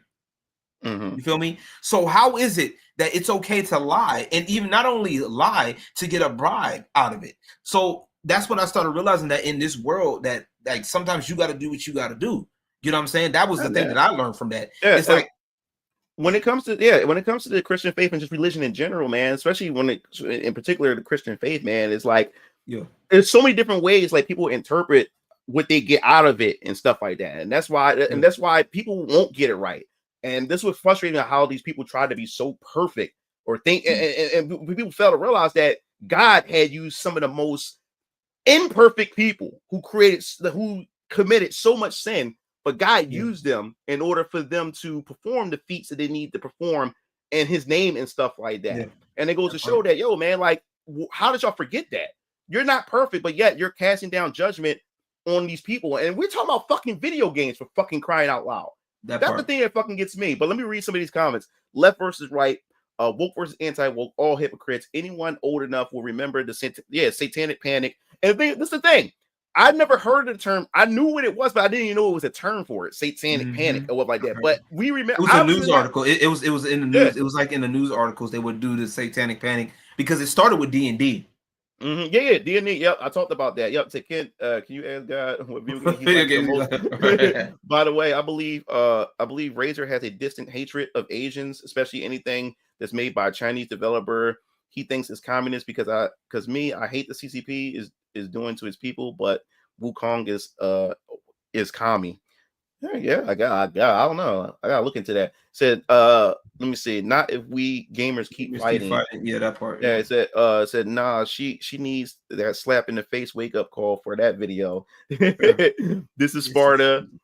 Isn't commie. Oh, okay. Let's see. Food for thought. Maybe have a stream to have a conversation to see what's up or whatever. I don't. Is that in regards to see what's up with Melanie or? Let me see. I think from wait, somebody else. Oh, damn! I'm just now getting to this. Oh, holy shit! Wait, hold up. Let me make sure I ain't missing anything else. Okay. All right. Damn! I missed all this. All right. Yeah. Scroll. Oh, what's up, PJ? So the sad part is, it may sound like I'm talking about a completely different subject, but the people who get on male gamers like me for enjoying females in gaming are the same people who get in the closet. Yikes! Different kinds of people and stuff like that. But yeah, man. Damn, I ain't know so many comments. Captain Brad, what's up? Let's see. What's up, Rev? Something's cool. Y'all can handle. She's a fake gamer. Only thing she knows is Tomb Raider. I wouldn't say she's a fake gamer though. I disagree with that. Like gaming. Here, my thing with gaming is like if you are locked in on a particular IP, if that's your friend, like your favorite franchise, you know, with gaming, even if you're just a casual, like that's fine. Like you could be a casual. I have no issue with that. The issue that I have is when you start trying to do all this other extra shit, and Melanie's on extra shit right now. Yeah, it's a remember that's she's the same girl who not only has the Pochita plushie, which is from Chainsaw Man, right? Yeah, yes, yeah. Voice her love for the series like Claymore. It tells you everything that you need to know, and it's demons in Chainsaw Man. It's all about it's focused all around demons and shit like that too. Like oh Jesus Christ, hypocrite. It said Melanie Mac has no eggs. Oh, oh God! Oh, y'all better chill out, man. There are a lot of fire. Ultimate got me into the FG fighting games, and Mila got me into tomboys. Well, that's funny. My friend Richard was in love with Mila. That was his favorite character. He said, "Yo, she's a badass," and he wasn't in the tomboys with the bob with the shortcuts and stuff, but Mila was his character. He said, "Yo, who's this?" Like he picked her, and then he just started. And ever since then, he went out and bought because I introduced him to Dead or Alive. They went out and bought Dead or Alive 5 a final round and started hitting the lab. Like I said, I got them into fighting games and stuff. Nice. So another thing too, man, like as I said, when it comes to games, don't blame men for liking Chun-Li, Cammy, and Jory. Yeah, man, like the thing is, when it comes to these games with fan service and stuff like that, people take Twitter and think Twitter is real life,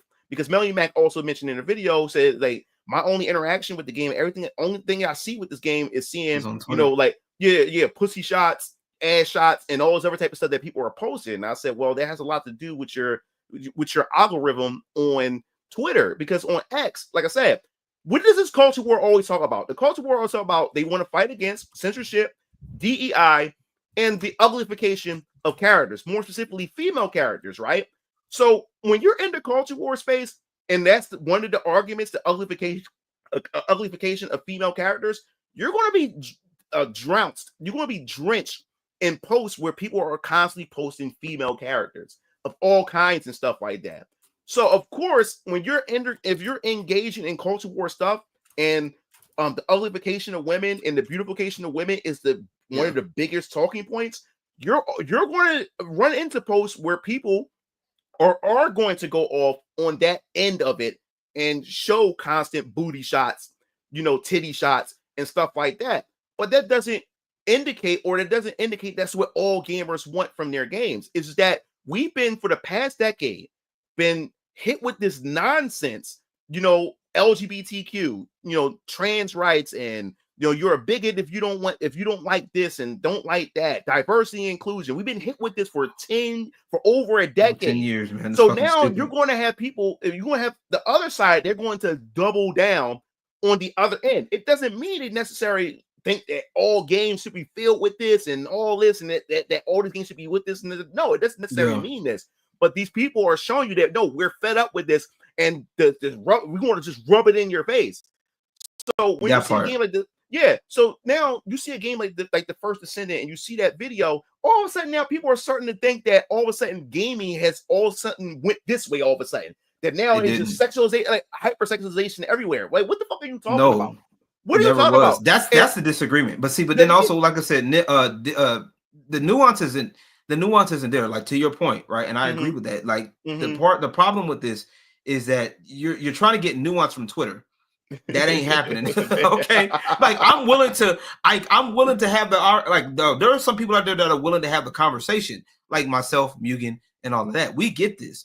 However, there are some people that do not give two shits. That it is what it is. You know what I'm saying? The same people that are advocating for the hypersexualization is now, they're probably going to flip and go back to the other one, try to keep balance. Like, those are the people that you really don't like. Exactly. But these people need to understand that, like, but sex sells, okay? And I talked about this in my live stream a while back. Like, y'all remember fucking Lowrider? You know what I'm saying? The Lowrider magazines, okay? No disrespect to any of those women on those magazines, but not one of them were involved with making the car, okay? They were, unless they otherwise stated that, hey, I was the one making the car and I'm doing both making the car and modeling, you know what I'm saying? Which would be, a guy's, like, fantasy, you know what I'm saying? Which is funny, because that a capable woman shouldn't be a fantasy, but that's a whole nother topic for another day. But it's just like, why? Okay, sex sells. Okay, it is what it is. Okay, certain things go together. Rappers and strippers go together. You know what I'm saying? Models and lowriders go together. Like, people want it helps. And to fundamentally change that aesthetic, we saw this back in the day with modeling, where they try to do the more inclusive modeling. You know what I'm saying? Try to have the Calvin Klein chick that was like heavy set. No one wants that shit. No one wants that shit. Nobody wants that. Realistically speaking, some people wouldn't mind it. You know what I'm saying? But there are some people, most part, the people ain't gonna, look at that shit and be like, I'm gonna get that. You know what I'm saying? Yeah. It's not hard.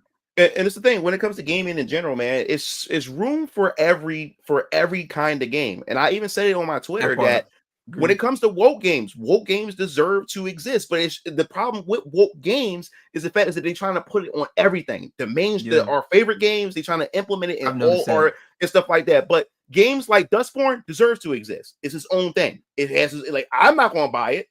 Games like a lot Unknown of people 9. didn't buy it. A lot of people didn't buy it. Unknown 9, deserves to exist. I'm not going to fucking buy it. It deserves to exist. It deserves. It has its own little audience. But they tried to take that and try to make it the mainstream, trying to push it on us and stuff like that. And we're saying, no, we don't want this. They just trying to reshape the culture into this nonsense, and we don't want that. But there's room for all kinds of games, even when it comes to horror, even when it comes to games that are really porn, like hentai games and stuff like that. There's room for that. There's a niche for that. Even when it comes to games that's just all dedicated fan service and no substance, it's room for that. Perfect example. Exactly. I love Dead or Alive. And the thing was, they wanted to cash in on the beautiful women, so they wanted to do the Dead or Alive Extreme Volleyball game. Now, I remember when they first announced it. I love Dead or Alive. I'm a big fan of Dead or Alive. When they announced the Dead or Alive Beach Volleyball, I said, arcade like volleyball game, but now the chicks are just hot, and it's my favorite franchise of Dead or Alive. Oh, I want to try this out or whatever like that. So my cousin had bought the game. I went around his house. He had the game, and that game was fucking ass. The game was trash. I like, because this is the thing. I love fan service, but the game is just fan service. It's not a video game to me. It's just fan service, but it's made for that, and it deserves to exist. I came thinking that I was going to play a actual arcade like volleyball game just with hot chicks, but no, it was just all fan service. So I walked away from that series because that's not something that I'm into. I want to play a fucking video game. I don't just want fan service, but it's allowed to exist. It should be allowed to exist for those gamers to partake in that, and there's nothing wrong with that. It's just not for me. You would have loved my series if you would have met me like earlier, man. I was doing a series. I'm debating on bringing that shit back. I'm debating on. I was debating on bringing that shit back. That game don't need it. Yeah, he said nah. He came in there and said no, it don't. But no, that was what I was gonna say, man. You would have loved what I was doing, man.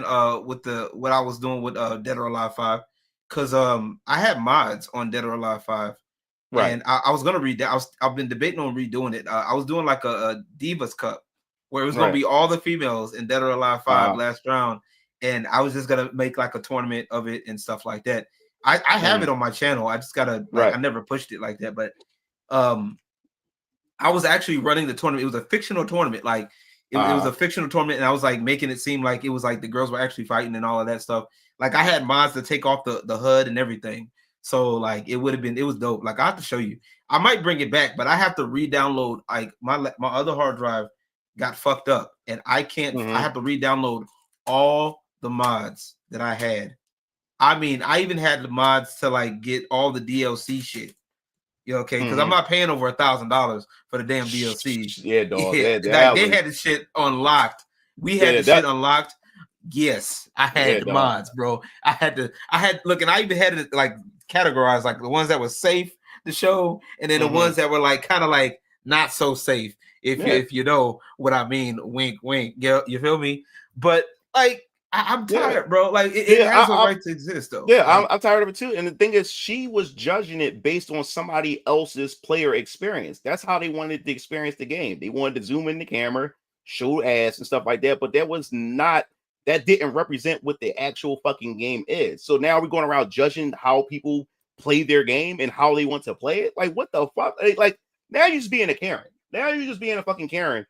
In the space of it like that. I don't give a fuck what other people do with their gaming experience. If that's what they want to do, if they want a shirtless Cloud, you know what I'm saying, with with their schlong hanging out and stuff, that's what they do on their personal time with their games and stuff like that. I have nothing to do with it and stuff like that, and I'm not going to super cast judgment on them because I'm not playing it. I'm not using that for my modding experience or gaming experience and stuff like that. Leave that to them. Let them do that or whatever like that. Like man, let people. I just want to get back to the point of gaming where everybody just play the fucking games that they enjoy, and that's it. Like everybody just want to just put their opinion out there and shame others for having the time and experience that they have with their fucking games and shit like that. And that's what I think is pissing people off. So you mean the trailer? Yeah, so that would happen. Yeah, man. It's just so I need that, bro. Is that people should have the freedom to make their own games. Yeah, and then now you're dictating what developers are supposed to do with their games. Like, fuck you. Like, who the fuck are you? Get them out of there. Yeah, and like, then you got people the fuck out of here. On top of, you got people in gaming that don't care about the medium anyway. That was the Right. argument. So when I was dealing with, back in the gap, like Mm-hmm. 2016, 17, 18, 19, a little bit, Mhm. I was going against the Black Girl Gamers joint. Y'all heard about Black Girl Gamers. So like I kind of slowed down from going in on the culture war, what's considered culture war now. Cause it's like, bro, it's fucking stupid. Like I've seen this shit play out before, and I'm like, it's fucking dumb. And they were doing the same shit, bro. Like they was like trying to dictate, oh, we need more black people in games, we need this, that, and the third. And I'm like, Bro. now don't get me wrong. As a black person, I do agree with the segment. The problem with this, a lot of this is on the surface. This sounds agreeable on the surface. The surface, yeah. That's it. A lot of this shit that people are talking, it sounds agreeable on the surface.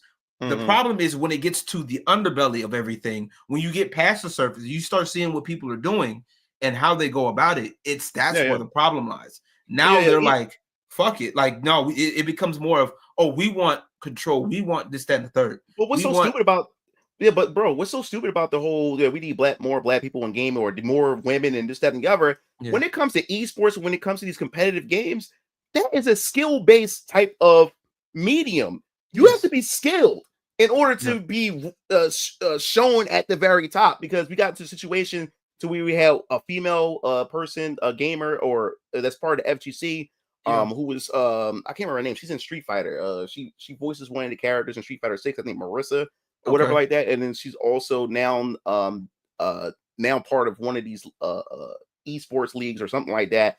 And the tagline was saying that now she's not only a powerful woman, but she's a powerful this, that, and the third.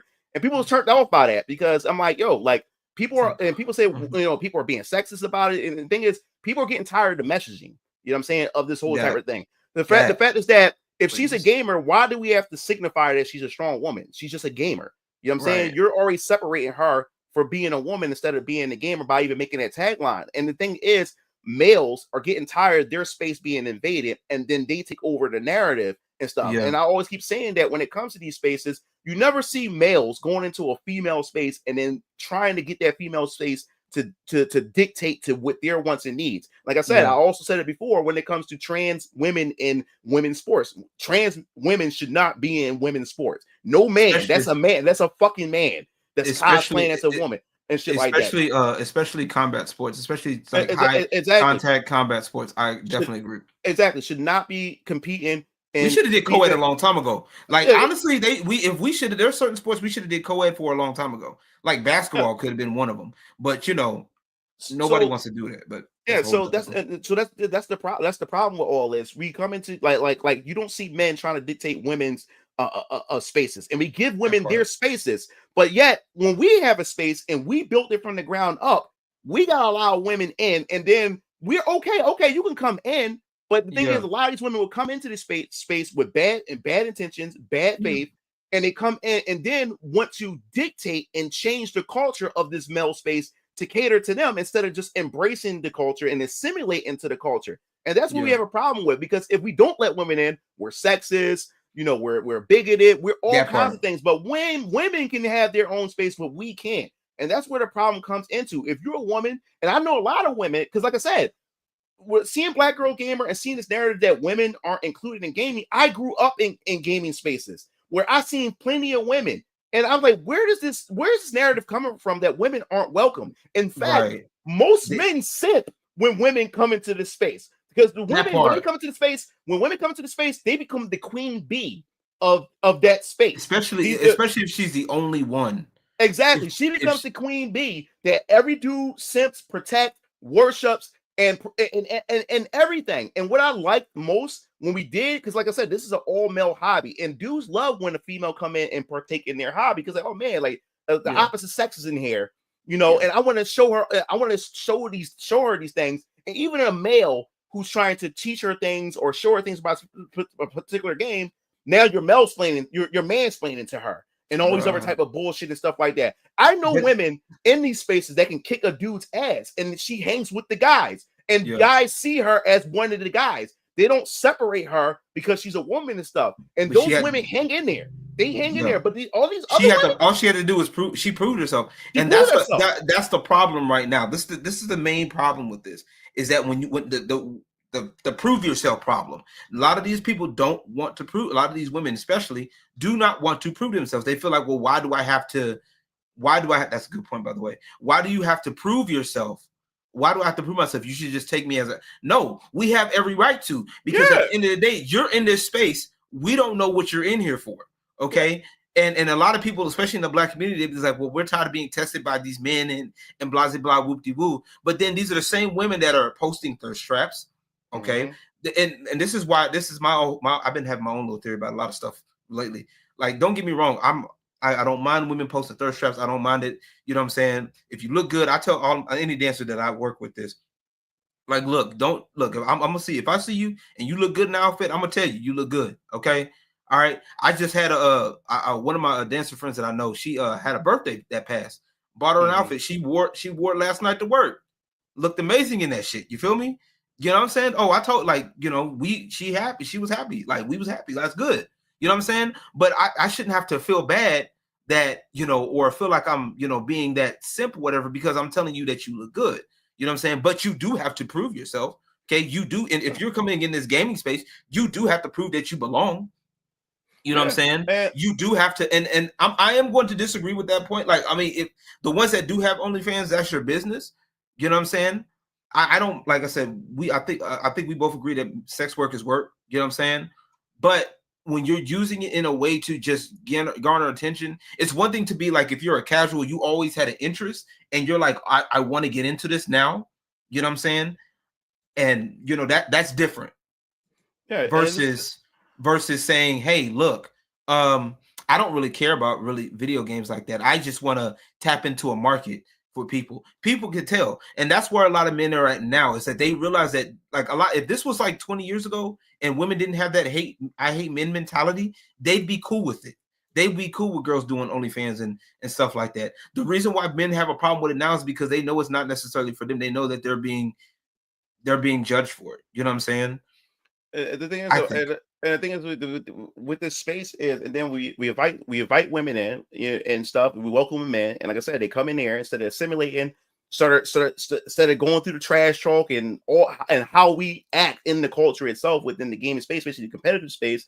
Yeah. Now all of a sudden, guys, we have to walk on eggshells around them because we don't want to offend them. We don't want to say anything that's going to trigger them, turn them off, or get them to go on social media and claim victim. And now all of a sudden, hell's being casted down on that space and stuff. And also when you look at it, man, like women, when they come into a male space, women make it sexual. And I'll give you a perfect example. Like, they come in here, they join these communities and stuff like that. And like I said, the OnlyFans accounts, they do the hot cosplaying and stuff like that, because it's a gold mine to make money. You're surrounded by nothing but men. The guys love hot looking chicks. So then now you have the fake gamer girls who come into the space. Yeah, I'm a gamer girl. Don't even play the fucking game at all. Don't even know take a picture. Characters. But we'll take pictures with the controller and shit. The headphones. The controller. They don't know shit about the characters and stuff. And that also gives legitimate girl gamers a bad rep and stuff like that, because now set certain expectations and stuff when they come into this space. So every time they come into these type of space with men, they going to turn it sexual. Because it's a gold mine. Women love attention, and there's nothing wrong with that. Women, they were by design. They want to be worshipped and stuff like that. But the thing is, now you're getting to the point where you can't exploit it, but then get mad when people act on it or comment on it, say something about it and stuff like that, and then get mad and upset and cry victim and stuff when you're partaking in it and stuff like that. It just doesn't make any sense. They know it. The men, like, that goes back to what I said earlier. The men know it's not for them now. Like, they know that it's not for them. They instinctively know that they really don't, like, at least what was that saying? Bait used to be believable. You know what I'm saying? Like, now it's like we know that this girl that does OnlyFans, we can pretty much tell, okay, she does OnlyFans. She don't really care about the medium. She definitely don't. She's not potentially interested in me. And it's like the same thing I tell the dancers that I work with. It's like, it's harder for they think, they complain it's harder, but then it's like, you don't approach the guy, you don't make it believable. You know what I'm saying? And this is coming from somebody that works with some of the girls. There's some girls that I would not. They baddies, but I wouldn't dare like spend no extra money on them, like, because you're not even entertaining, and I work with you. You know what I'm saying? Yeah. Landon says something too. He said it's ironic that feminists and Karens would demand equal rights for women, but when it comes to taking accountability, wants to play the defensive woman card. Like I said, women always play those type of cards. Yeah, they don't support each other, but they always play that card.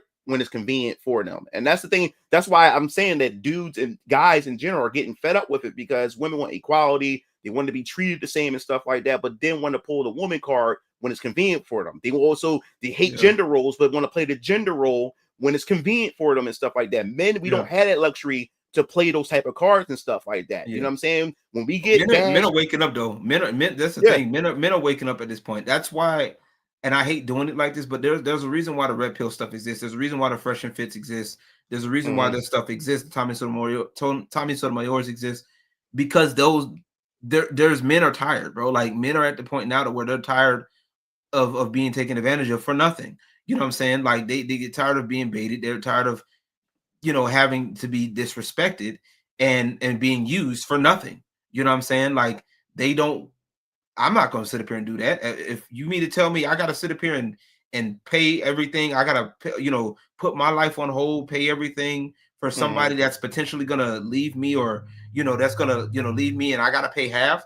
I'm not doing that shit. The fuck? No. Yeah. I grew up like old school, you know what I'm saying? Like with my mom and dad. So I grew up old school. So when I take a woman on a date, I pay. But the thing is, don't feel entitled and feel as though that I should pay, especially when you live in the time and era where we talk about equality here. You know what I'm saying? And that's the thing. Women have this entitlement today that a man should do this. I don't have to do shit. I really don't have to. Because when push comes to shove, when you supposed to do what you're supposed to do as a woman, no, you can't tell me to do that or what like that. Like, who the fuck do you think I am? But yet you expect me to do what I'm supposed to do as a man. But then when I ask you to do what you're supposed to do as a woman, then all of a sudden I'm controlling. I'm all this type of things and stuff like that. You want to just do it when it's convenient for you, and that's not how it works. But me, I'll pay for the date. I have no problem with that. But don't think you're entitled to that. When the more you show entitlement, then no, fuck it, like fuck off. You know what I'm saying? Especially if you already don't necessarily like me like that. Yeah. you already, you don't like. I'm sitting there trying too hard, and you don't like me like that. I'm not that part. I don't agree with. Right? I don't, I'm not going to sit up here and be traditional. And you expect me to do all of this stuff, and then you can't do what if I'm paying this is it's just reality, right? If I'm paying all the bills in the house, right? I have say in the house, right? So I was sitting there looking at something, right? This is something that I looked at, right? So I did some research one day, and I was coming across something, because the way people made it seem is that, oh, well, back in the day, the man was working, the man was providing for everything, and it just never sat right with me. So I finally sat down and took some time to do some research one day, and I found one of the things, and that's that private chat that I sent you. No, I got you. Hold up 1 second. I got you. I'm gonna pull it up. And it's something that's interesting, right? All right. With married couples, right? That's the wrong one. I even added to the stage. Here we go. Right. Go down to the graph, right? To the graph right here. Right. So if you go back, this is you can't really see it from our face, but it's a graph of dual income working couples, right?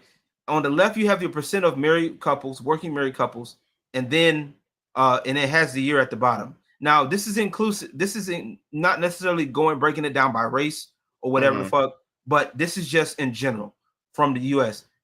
You would think when people was talking about back in the day, this is the revisionist history that a lot of people try to put in there, right? You would think back in the day, they was like, well, most men were paying, husband was only working, and it was a big, husband was only working was like a high percentage.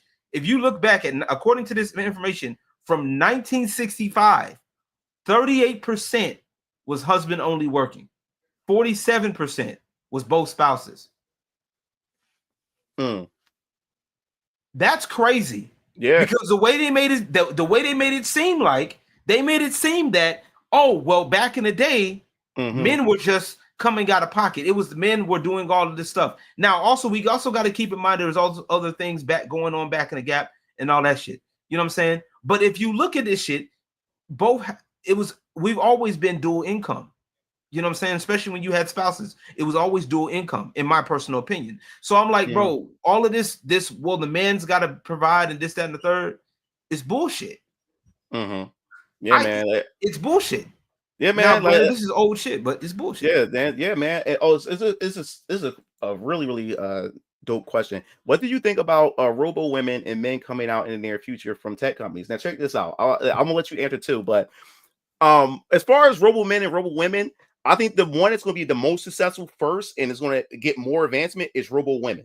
Because, like I said, with the current state between men and women that's going on right now, more and more dudes would much rather, deal with have an AI girlfriend than to deal with a real life woman, especially with the relationship that's going on with men and women and stuff like that. And plus, like I said, men, we're simple creatures. We don't want much, whatever like that. Just be, pleasant to us, feed us, and then drain our balls. That's all. That's all. That's we're very simple. It don't take much to please us or whatever like that. So having a robo woman, that you will see much of that happening and more men running to that because of what's going on right now or whatever. The reason why a robo male won't take off right away or whatever, at first, yeah, it's fun that he can probably sexually please her, but women also, as men, women want their men to work and do shit for them. So after a while, the sex is good with a robo man,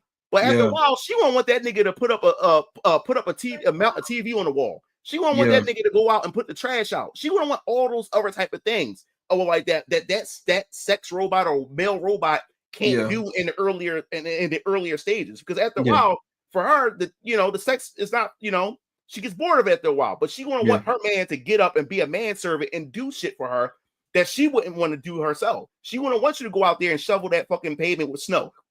She wouldn't want you to go out there to fix the plumbing, and go out and change the oil, change the tires. And those in early stages, those male robots wouldn't be able to do that.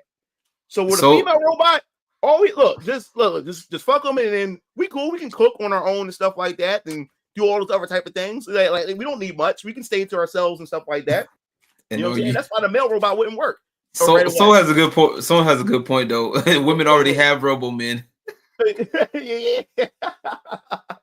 So I need some advice. Can you read my comment about women being the gatekeepers of reproduction? Yeah, well, I mean, that's obvious that they are. Like we talked about this numerous of times here on this channel. They are the gatekeepers of sex and reproduction. Like I said before, a woman, all she has to do is say no, and relationships don't go any farther once you say no. And if a man still pursue her after she say no, you know what that is. That's sexual harassment, and that's RAPE. You know what I'm saying? So yes, they are in charge of that. They control that. So when things don't go her way or whatever like that, she takes no accountability and she puts that all on the man when she was the one. Because you understand the process of sex. You know what I'm saying? Yeah. Like you had to talk to this guy or whatever like that. You had to invite this guy because when it comes to sex between men and women, it's submission. A woman has to submit to that man. She has to open her legs up to that man for him to go in between her, and so they can do the action. And then she conceives, and she ovulates. She conceives, and all that type of stuff. That is a long process. There's so many steps to take before that transaction transpires. And if she allowed that. You know what I'm saying? Funny, you said the word transaction. You said the word transaction. That's interesting. You put it like that because I mean, no, not yet, Landon. We get that shit deep, bro. We get that shit deep right now. We having a good time, bro. We having a good old time. All right. We're gonna move on to the Switch 2. We're gonna move on to the Switch 2, and then that'll be like the last discussion for the night. So I'm gonna bring up the let's see what we got here. Let's go back. Wait, go back to Castrado's. He reposted the question, I think. What you say? At the bottom. At the very bottom. Women, since the focus on lead society, genes die. So do you think it's inevitable that men will have to succumb to wokeism? No, just men got look. Well, I'm gonna put it to you like this. So one thing I disagree with, right? So the thing with a lot of the red pill shit, right, is where I don't agree with, because this is where like a lot of fresh and fit fall flat, right? Because one, the good thing is that they explain female nature, right?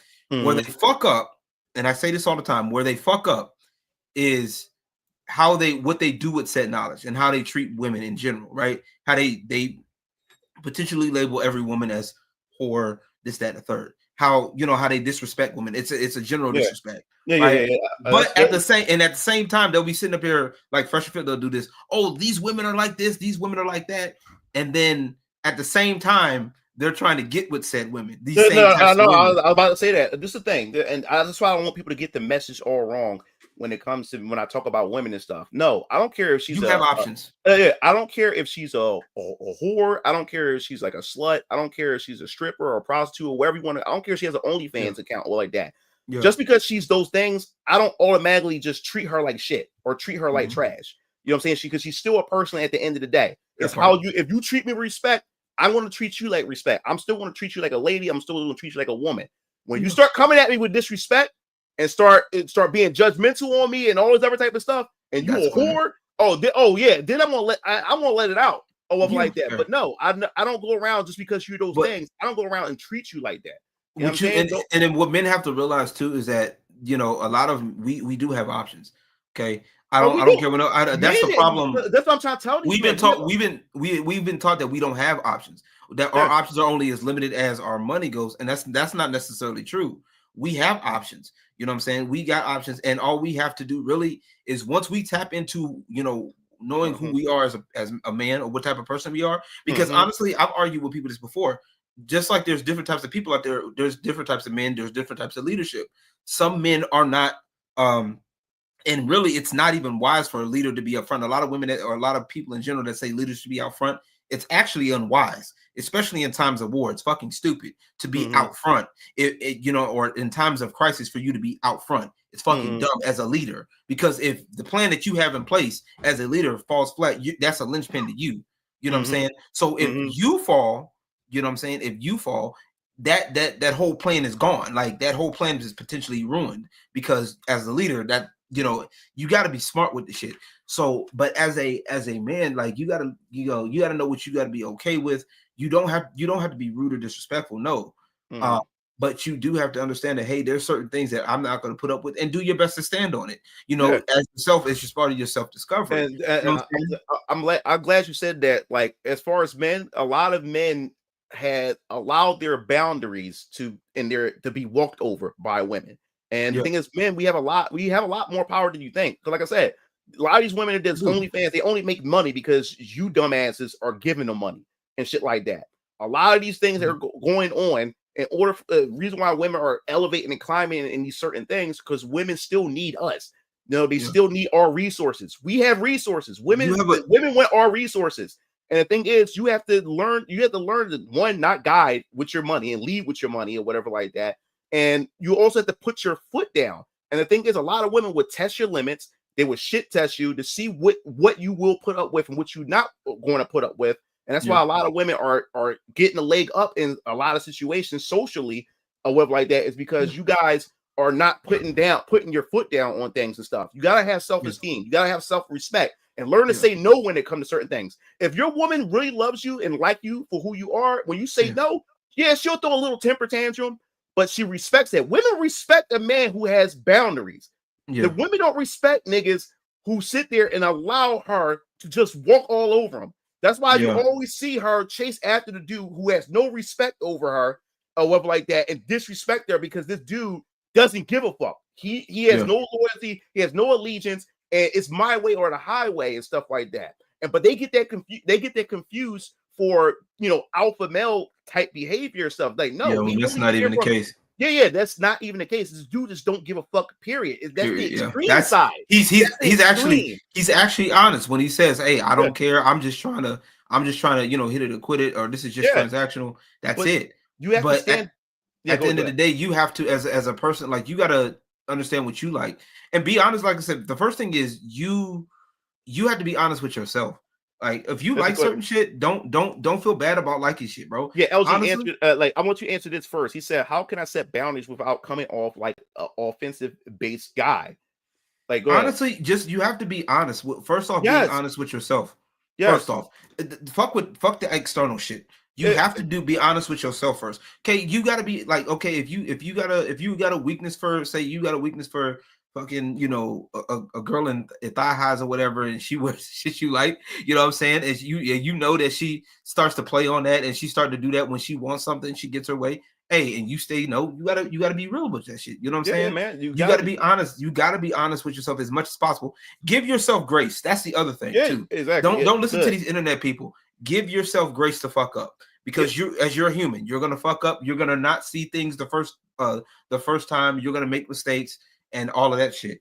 Give yourself space, and how you treat yourself is how a lot of other people will treat you. Exactly. You know what I'm saying? So, but you also got to make sure you stand firm for yourself. You know what I'm saying? No matter how uncomfortable that may feel or whatever, because it's not easy. But at the same time, do it for yourself, easy, bro. And fuck what they talk about. Fuck everything else.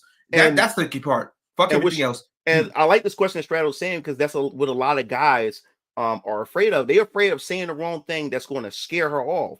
But if she walks off anyway because you have morals and you have boundaries and you have limits, then she wasn't for you anyway, because she's willing. Yeah. That means she's the type of woman that's willing to step over your boundaries and not respect it to begin with. So you wouldn't want her anyway.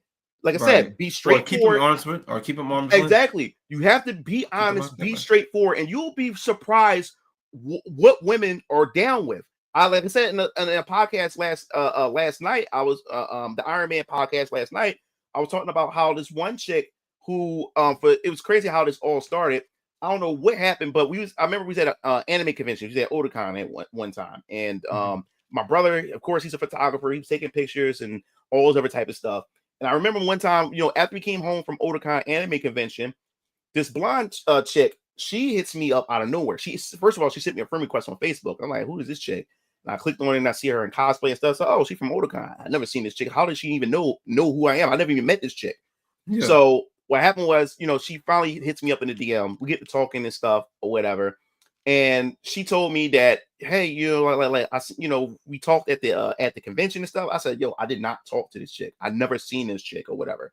Yeah. But what I found out was my brother had took pictures of her and gave his business card and said, yo, when the pictures are up, just go to my website and you can be able to get the pictures and stuff like that. So what happened was she sent my brother a friend request and then saw my picture with me tagged in it and then sent me a friend request but pretended that we talked. I said, no, we fucking didn't. We did not fucking talk. I never even seen this chick. But we get to talking and everything like that. So it went on for a couple months. She gave me her phone number. We talked on the phone and stuff. And this is during time me and my baby mom, we been broke up, and I'm home from college and stuff like that. And I'm getting my life together and stuff and everything. So then she was talking about she started getting into her relationship. Started talking about her ex-boyfriend and all this other type of stuff. And then she was talking about how sexually frustrated she is and stuff because she just been keep pushing guys away and everything like that. So I was like, oh, okay. I said, I don't know why she's telling me this, but all right. I said, I'll reel into the bait and see where this is going to go. So then she talked about, said, yeah, I just thought you were, you're cute and all this other type of stuff. And then she started going in the whole spiel that, she was looking to get into like a relationship with me. Like she wanted to be my girlfriend and stuff. Now, the thing is, at the time, I just got finished going through with my baby mom. I'm just trying to get away and trying to get my life together and stuff. I'm not trying to dive into another relationship after just trying to recover with this. I'm not trying to do all that. But I did want some ass. So that's what I said. I said, look, listen. I told her, I said, listen, right now, I'm going. I'm trying to get my life. I'm trying to get my life together and stuff. I'm taking care of my daughter. I just graduated out of college, and I'm trying to. Sift through a lot of things and trying to do it, like restructure my life and everything after dealing with the breakup with my ex and stuff like that. So I said, listen, I'm not looking for a girlfriend or anything, but we're both two consenting adults. And I said, listen, I'm not looking for a date, but I ain't gonna lie. I told her, I said, I'm gonna be honest with you. I'm trying to fuck. I literally said it out my mouth. I'm trying to fuck. Just that simple. So this was the crazy part about it was she stopped, she paused for a minute. And then she cussed me out. She started calling me an asshole. Like, who do you think I am? You think I'm some type of slut? You think I'm some type of whore? Like, I'm gonna just sleep with you and all this other type of stuff, right? So she hung up on me. So I was like, all right, whatever. And then I also told her, I said, look, but if that's not what you want, I said, let's just be friends. And I'm fine. I'm okay with being friends. I enjoyed the conversation that we had. We talked about anime, talk about video games and stuff. I mean, her body was just crazy, like wild. Like man. So I was like, so what happened was later on that night, she calls me back. Yeah. And she said, listen, I just want to apologize first for being a bitch, for cussing you out and all different type of stuff. Yeah. I thought about what you said, and I think I would like to try that. And I said, what the fuck? I just threw a dart. I like me being straightforward. I didn't care what the outcome was going to be, telling her I just want to fuck. Yeah. But me just saying that, being honest, and what I did was I gave her the option. I put that choice out there for her. And I'm telling a lot of you guys, you don't understand what women would put up with and decide if you just be straightforward and give her that option to make that choice. So I gave her that option. I put it out there, and I didn't care what the repercussions was. I didn't care if she's gonna cuss me out, go on social media, and or slander me. You was honest. I mean, you was honest. I was being honest. And she's like, "Yeah, I would love to do that." So I was like, I said to myself, like, "What the fuck? So I'm about to hit this or like that." So I'm on the way right now. But she lived in Baltimore. I lived in Philly. So say, like, when do you want me to? When can I see you? I said, how about next weekend and whatever like that. She said, well, I live in Baltimore, so I'm gonna do this. I said, you gotta come down and drive and see me. So she drove 2 hours to come see me. I wasn't driving 2 hours to see her. I see you, dog. But despite with the arrangement that I had, I still treated her with respect. I didn't treat her like she was some type of whore or whatever like that. I knew what the conditions. I set the condition. I set the conditions what this was going to be. And when she came down on the weekends, we got our own hotel or we stayed at my studio or whatever like that. I didn't bring her around my daughter. I didn't bring her around any, like anybody close to me or whatever like that, because that's not that type of relationship or what we have established here. And we would spend the weekend together. We'll go out to eat. We fuck all weekend. We just fuck all. I'm loving it. Just fucking the whole entire weekend. Loving it. Just like just fucking the whole weekend. We'll go out to eat. She never really been around Philly like that, so I took her around Philly and stuff like that. And then that night, we already hot, just driving back to the hotel, and we just started going at it with each other for the whole night, and even recording footage. So I said that, even recording footage. I still got a whole archive. Not the archives, man. I got a whole Buchan archives, of action and shit like that. But yeah, guys, I say that to say this, man. Just be honest. Just be straightforward, because women respect that. Yes, they're going to pretend that you're mad and upset at you, but if they really dig you, they're going like, you know what? All right, no, let me take that back. I was wrong. I was being a bitch. My bad and shit like that. But if she walks away from you, like she didn't dig you to begin with. She didn't dig you at all. You know what I'm saying? So that's how it goes. You know what I'm saying? So it's an interesting back and forth. It really is. It's an interesting back and forth, and a lot of people don't understand how that goes. It's weird, and somebody mentioned it earlier. It's what was that comment? I had to scroll up one a little bit. It was a really good comment that somebody, I think Lord Blazefair said it, misandry ruin relationships, and I think that's what it was. Is because a lot of people, a lot of the mentality that's in there now is like somebody said it was like there it goes. It was a modern feminism preaches empowerment without the accountability. That's the key. That's the key, right? That's one thing I definitely agree with. And I think honestly, I've always believed personally that a woman can do anything she sets her mind to. If she wants to be, if a woman wants to be a mechanic, she can do that. Okay, I'm just using mechanic as an example. If a woman wants to be a mechanic, she can do that. Now, is her path going to be a little bit different? Or maybe a little bit harder, sure. You know what I'm saying? It might be. But if this is what she wants, she's more than capable. Like, and she's proves capable, go for it. Do it. You know what I'm saying? If you know what you're doing, or you take the time to learn it, and you build that up, build that trust up. That's what men have to do. I mean, as long as you're able to do that, do it. But this whole gameplay, like this whole, because I'm a woman, this, that, and the third, and trying to play the game, I ain't got time for that. Most people, like old boy was just talking about earlier, like we not. You got to understand how, because we were fundamentally. That's why a lot of shit's the way it is now. What we were taught was fundamentally flawed. Okay. I have no issue with my mother like teaching me. Like, I appreciate the fact that my mom taught me this. Like, what's supposed to happen in like 2-parent households is the mother was supposed to generally teach you, hey, respect women, this, that, and the third, right? The father was the equalizer, and he said, okay, yes, your mother is right, but not every woman deserves respect, because Mhm. you know, if she doesn't respect you, you know, she doesn't deserve respect. You know, stand up for yourself, blah blah blah. Woo-de-boo. So now that we have a lot of single parents in the household, mainly mothers, Mhm. single mothers in the household, that part of the lesson is now not being taught. You know what I'm Mhm. saying? Fundamentally. And I think we kind of talked about this before. So Sure. now that is that with the father gone, now that lesson is not being taught, and he's being taught this essentially the hard way. And you have a lot of men that are going through the rage phase of this. And, you Mhm. know, a lot of men are feel like they don't like being taken advantage of, and this, that, and the third. Mhm. You know, as the men, like I said earlier, you have, you know, especially if you're the one that's, you know, looked at being as a provider, you Mhm. have the more power, especially if you're looking at being the sole provider. Yeah. You have the power, like you have options, you have all of this. You can spend like only like with OnlyFans, like that's why like the sex work dynamic is a thing, because really what it does, it actually shows you that dynamic actually what it's supposed to be. You know what I'm saying? Gray area and all. That's what that's how Mhm. it is. That as a man, you can do whatever it's up to you how much you put in. You know what I'm saying? Yeah. And you can pick, the other option is being by yourself if you want to. Yeah. You Yeah. know, if you don't want to deal with this, with how a lot of women are, you have every right to.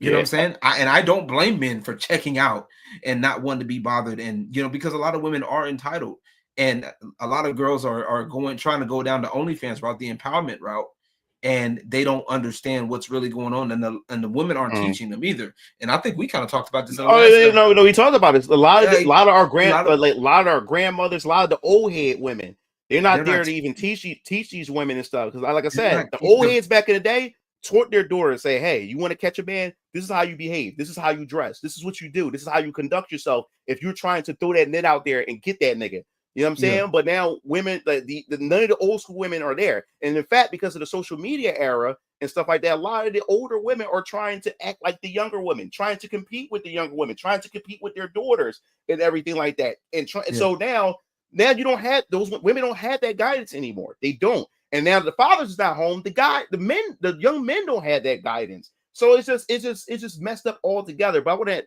to read this real quick. He said, Anna Comic said, you were honest with her and you continued to talk to her despite being initially rejected, which created a positive impression. Yeah, like I told her, I said, listen, if you don't want it to work that way or whatever like that, I'm fine with talking with you, just talking because I enjoy your conversation. I love talking about anime. We share clips with each other. We do the video, the face chat with each other and stuff like that. I enjoy that, and I can be perfectly fine with that too. You make good company and stuff like that for So I was even willing to settle with that because, like I said, I was going through things in my life and stuff. But at the same time, I had some sexual urges as well because, like I said, I've been out of a relationship for quite some time, trying to get myself together and just and just block and remove myself from the dating market. So now an opportunity arises or whatever like that. I said, okay, I want to take advantage of this. Like, I'm trying to fuck. Yeah, exactly. And that's fair. And it works. At least you're honest. Like I said, that's the important part. It's honesty, bro. Like, you know, you like I said, like Strato, you got to make sure you're honest with yourself. Look at what you like. If you like certain, like, break it down for yourself. Honestly, take the time to sit down and say, what do I like, and start looking, like going, like if you save pictures on your phone, if you've like, or you catch yourself looking at certain things, like just start looking at, okay, well, I like these types of girls. Okay, I like girls that, you know, I might like girls that have big breasts or whatever. Just let's go for the obvious shit. You know, I like girls that have big breasts, or I like girls that have, or I'm an ass man, this, that, and the third. Or, you know, you could be like Mugen and Kaida. I like feet. You know what I'm saying? You could be that type of dude. You know what I'm saying? And notice what you look at and start, like I said, it's about self-reflection and starting with yourself, really, because honestly, that's where a lot of it falls flat, is that a lot of people, they don't take the time to reflect for themselves, and they're not looking at, like, they don't know what they want. So now they're just taking anything, and they're just like, we're trying this. I like this. I don't know about this. And and a lot of these, like I said, and a lot of the girls they don't know how to fucking give men respect. They don't know how to show men a good time, especially in these positions, because once again, they are, a lot of women, I wouldn't say it's saturated now. It's saturated with people that don't know how the game works, or they don't care to know. Because really, if they knew how the game operated, a lot of these men that hate women, or women that hate men. Excuse me, I said that backwards. Mm-hmm. Or women that hate men, they wouldn't be involved with this. They wouldn't be involved in doing OnlyFans. You know what I'm saying? They wouldn't be involved with, like the Alyssa Mercante's. I promise you, if people wouldn't give Alyssa Mercante money, she wouldn't be doing OnlyFans. Yeah, like I said, man, you have the power. A lot of these women are getting ahead. Look at these women that sleeping with these basketball players. Matter of fact, look at the richest women in the world. Most of the richest women in the world are women who divorced their husbands and walked away with their shit. Most of them didn't build their richness from the ground up, except for like Oprah and stuff like that. But most women, like the one that divorced her husband that owned Amazon, she's like one of the richest women and stuff like that. Most of these women got their richness from dating men and gaining that success from men. Women needs men. Women needs them. They need their resources and stuff. Not saying that women can't do it and stuff like that, but no, most of these rich, powerful women came from successful men and allow them to divorce these men and walked away with all their shit or whatever like that. So you always got to keep that in perspective that men, you have the power. You have to learn, you have to recognize the power that you have and stuff like that. And that's why a lot of and that's the step one. You got to realize what the power you have, because women love attention. Women love affection. That's why women are going on social media, taking all these thirst traps, putting it up there because they want people to worship and tell her how beautiful she is. Because any man that comes in, and that's why she attracted to the scumbags and stuff like that, because every other simp and beta orbiter around her constantly keep worshiping her, telling her how wholesome she is. But then you have this one guy that comes in and don't even acknowledge her existence. And that's what drives women nuts, is when you don't acknowledge her presence. And because this is the thing, even though that she loves that attention, it also turns her off because she sees those men beneath her because you're constantly worshiping her. But that one guy, and that's how, and the thing is, I wasn't intentionally doing this. I'm just a guy that's nonchalant. That's why I'll be honest with you. That's why I'm so successful with women. I got laid a lot or whatever like that. It's because I'm just a guy who don't make a big deal out of women. I can walk into a space and just ignore her existence while other guys are just thirsting over her. And now she's walking away from them guys, and now she's walking over talking to me because she's wondering why is this nigga not paying me any attention? Why this guy's not acknowledging that I'm in this space? Why the rest of these knuckleheads are following me and telling me how awesome I am, how beautiful I am? What is it about this guy that he doesn't see what the other guys see? So next thing you know, she's talking to me, and then we're busting it up, having conversation. Next thing you know, I got her number, or next thing you know, I'm between her legs. You know what I'm saying? Because it's just that you don't acknowledge her. And guys, you have to understand that's your weapon. Stop acknowledging them and putting them on this pedestal. That's where they get their power from. When you put them on this high pedestal, we gotta put brakes on that, because you got to be careful, because now you're getting into you're getting into the Andrew Tate-ish shit a little bit. Well, it depends on how people take it. You know what I'm saying? But exactly. You're right. I get the point. Yeah, I get the point. We understand it. Yeah. But you also got to take it. You also got to take in mind that some people will take that and they're gonna be like, I can't stand. Like, no, all of you girls are. Once again, that's the problem. So, the balance. That's why I'm saying it's the balance between the two. That's a low self-esteem, man. That takes their frustration out because they didn't get the attention that they were hoping to get from the girls that they like, and they have to learn how to dial that back and let's say self-reflect on those type of things. And guys, you also have to look at yourself and see what you need to improve in yourself as well, because there's a lot of you guys out there that want a hot chick or want a chick to acknowledge you, but you fat as fuck, you unhealthy as shit. You're like, your hygiene is horrible. I don't know, man. Like that. Hey, these girls be going for the big dudes now. Oh, but like I said, that's a dynamic that's actually happened in history. That's happening, but also too, what does he have that make it that once that while she's with him? You also do you have because you have the money. So not only do you have the swag? That too, but but you also got to look at, because this is a little bit of history for those who don't know this, right? A lot of women used to be attracted to the big dude, and that's a good point. We're gonna keep that point highlighted. We'll come to that in a second after I finish my point. That one right there. That one right there. Keep that one right here. Keep that one. Okay. So a lot of women back, like especially back in like the dark ages, or that like the fantasy settings, like the what's that with the dragon, House of the Dragon shit. Right. If a woman saw a fat man back in the day, they would think prosperity, health, because he was so big, because of that time frame. Because he's a provider. Yeah, because the average man, that's like I guess you could call it like the dad bod or men with the long gruffy beard. When that image means women see as the provider image. So that's why even back then women would go for those guys. They look kind of like. But then also, and if they were husky that at that time, especially during that time, those men were big because they were able to eat. You know, they were able to eat healthy, like or healthy at that time, as one could provider. be. That's the provider image. Women were attracted to the provider image. Yeah, so that's why. But then you had people like fucking. If we were to go to like Romance of the Three Kingdoms type shit, because I've been playing fucking. I'm a big Dynasty Warriors fan, and I got the new Dynasty Warriors Origins joint. Okay. That shit go hard right now. Yeah, my dad had the original on the NES. The original Romance of the Three Kingdoms. He had that on the NES. I remember. So Dong Zhuo, basically that nigga. Now that nigga's evil as fuck. Okay, that nigga evil hell. Okay, he's the same one that tried to that had Lu Bu as a retainer. Okay, that nigga evil as hell. But he happened to manage to get that Diao Chan. But that's he kind of stole her. Like, to be fair, if we look at that, he kind of like manipulated his way for that shit. You feel me? But some people would be like they look at that type of shit. You know what I'm saying? Back in the day, But this point right here is very, very, especially nowadays, is very irrelevant. A relationship is a partnership. Both people need to be able to contribute to the partnership.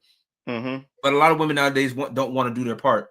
They want to be treated like queens. And a lot of women, like, I agree with that. And like a lot of things, you got to earn that. And I think that's a lot of things that a lot of women don't like to hear, because I'll tell a woman that in a minute. Like, hey, you got to earn that. Like, you can't, everybody wants to be queen this, queen that. Like, I'll play with your ego a little bit. Like, don't get me wrong. I'll play with your ego. Like, if we out in public or some shit, oh, queen, hey, queen, so. Like, if that's what your name is on Instagram or whatever, if that's how I know you, whatever, cool. Well, but on some real shit, like, you got to earn that. You know what I'm saying? Oh, real shit.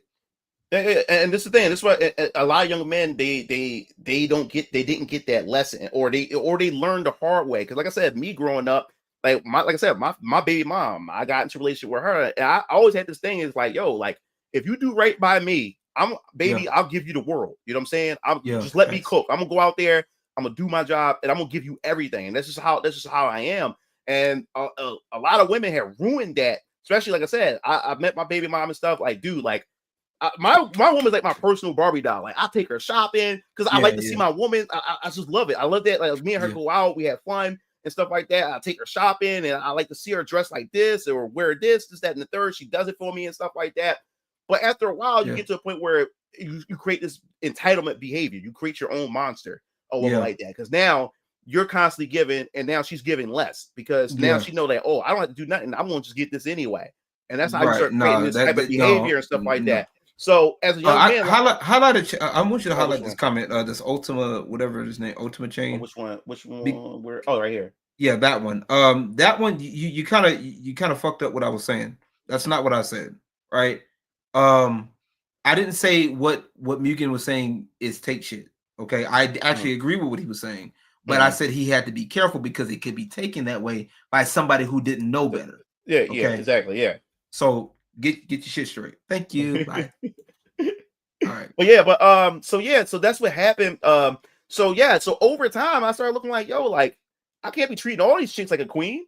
You know what I'm saying? Like, they gotta earn this shit. Like I'm coming out. Like I'm getting in a relationship, fresh in the relationship, and I'm enjoying her time. We're going out and stuff like that, and I'm taking her out, and we enjoying ourselves and stuff like that. And I sort of realized, like, damn, like, I'm getting taken advantage of over time and stuff like that. Like I said, when I meet a chick, I don't leave with my wallet. Like, it's always my personality and stuff like that. But once we get together, I'm like, yo, I want to take her out. I want to do these things and all those things. I thought that's what women enjoy this stuff. Like, that's what they want their men to do and stuff like that. And I got punished. And more and more I'm doing, I'm getting punished for it. I was like, I'm not understanding this shit. But I started learning over time as I started dating more and more women. Now, no, you got to earn this shit. You can't. You're not coming in here expecting to get the queen treatment out the gate. No, you got to earn this shit. You know what I'm saying? Like, I gotta protect myself, protect my finance, protect my wallet, protect all those things before I know what type of woman you actually are. Everything. And it's fair. You know what I'm saying? And I can hear something. I can hear some comments now. I'll be like, well, what are these two guys? These two ugly people? Like, them motherfuckers. I can hear some little random in the comments, like somebody that's watching this, like on Twitter, some random Twitter bitch, like, that's on point. Today, This- that's what women want to do now. They don't want to build with the man no more. They want an already completed This. man, a man that already has everything, and she just moved the fuck in. And then she moves the fuck in, divorce him, and then take his shit after he built it without her. You know what I'm saying? Nah, So I'm that's good. another thing. One of the red pill guys said women wait at the finish line and they And pick the fuck the winners. winner. And fuck the winner. Yeah, Yep. and fuck the winners. And that's Mhm. what's going on today. You know what I'm saying? Fuck There's a that. lot of women that don't want to go through the struggle. The I don't moment want that outer struggle, come in, But you yeah. don't- The moment the I struggle don't come in, want- they out. They're going. They're going. I don't want any struggle. I don't want to deal with struggle love. And I've heard people argue that. Well, I don't need to. I feel like I don't deserve struggle love. No, it's all Ultima. You good. You good, Ultima. I was just picking up. You all good. I understand. You probably came in at the wrong, at a different time. That's fine. But I don't want to go through the struggle. No, you're gonna have to. It's it's part of life. You're gonna have to go through something. You know what I'm saying? How do we know who you are if you don't go through nothing? But and most of the good women, and my a chick that a woman that I know, an older woman that I know, most of the good women that you can't find, most of them are at home. Most of them are homebody women. They go to work and they go straight home and mind their fucking business and don't really get involved with a lot of the stuff that most modern women do and stuff like that. So you miss out. And then a lot of them are already married already as well. So now what you have to do is you have to sift through the trash, and you're gonna get some bumps along the way until you find that right woman. And like I said, when it comes to me, all I want is my woman to just be supportive, you know what I'm saying, and let me grind, let me cook. Don't be my enemy. Don't be the obstacle that I have to fucking deal with and have to maneuver and stuff. Right. And don't try to make shit about you.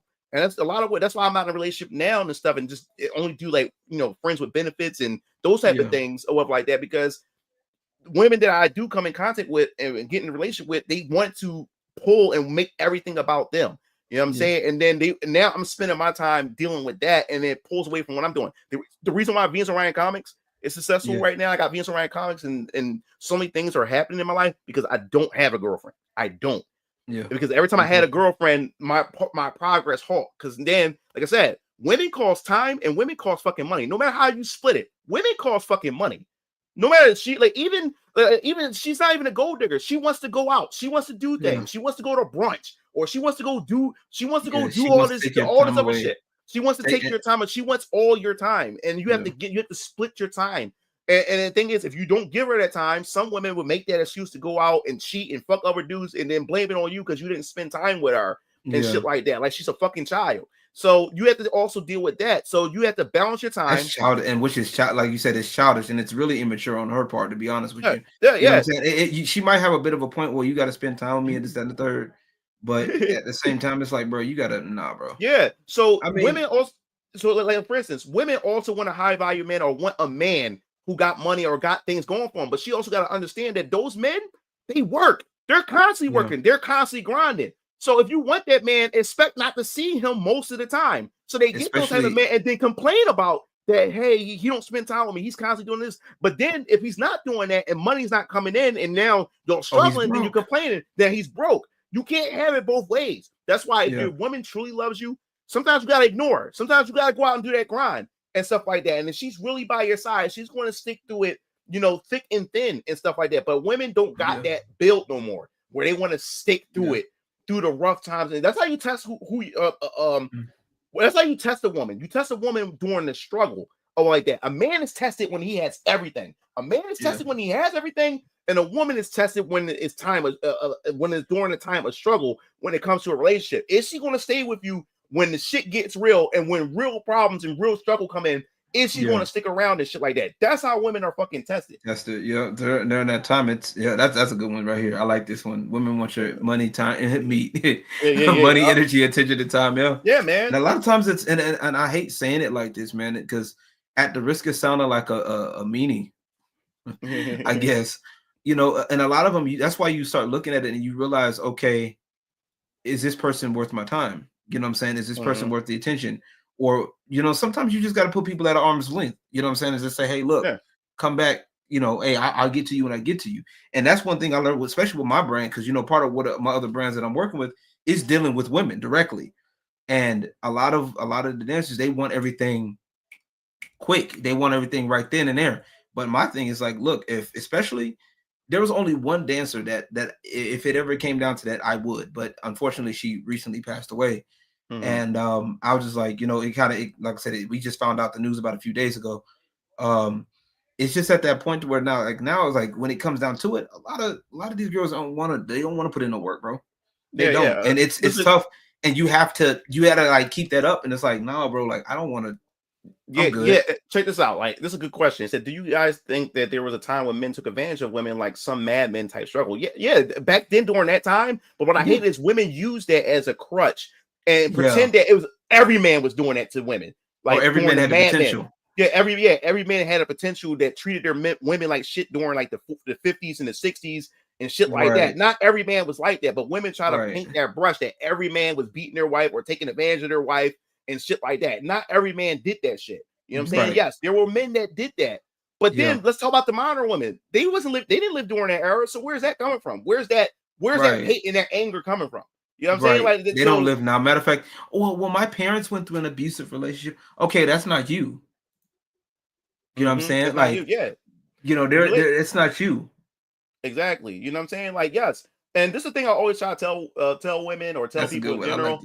It says there was protests in Iceland. Most women in the country attended the protest. The men at the companies were interviewed and they said it was very productive. Yeah, I remember that. That all the women went to show. We want to show the men. We're not going to go to work and stuff like that. And guess what? The men were fucking happy. If shit got done, and there was no calls from the HR department either.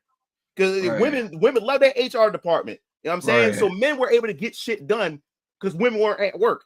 You know what I'm saying? And it was very productive. Niggas got along and shit like that. You know what I'm saying? So it goes to show the world still keeps turning as far as keeping society running when men are at work. The moment men stop, that's where the collapse come from. Now, population collapse come from when women are not, you know, doing their part and making babies and stuff. But when it comes to allowing society to function, men, we keep shit functional. And the moment we're not in the picture, and the moment we give the fuck up, it's gonna be hell to pay. It's a wrap.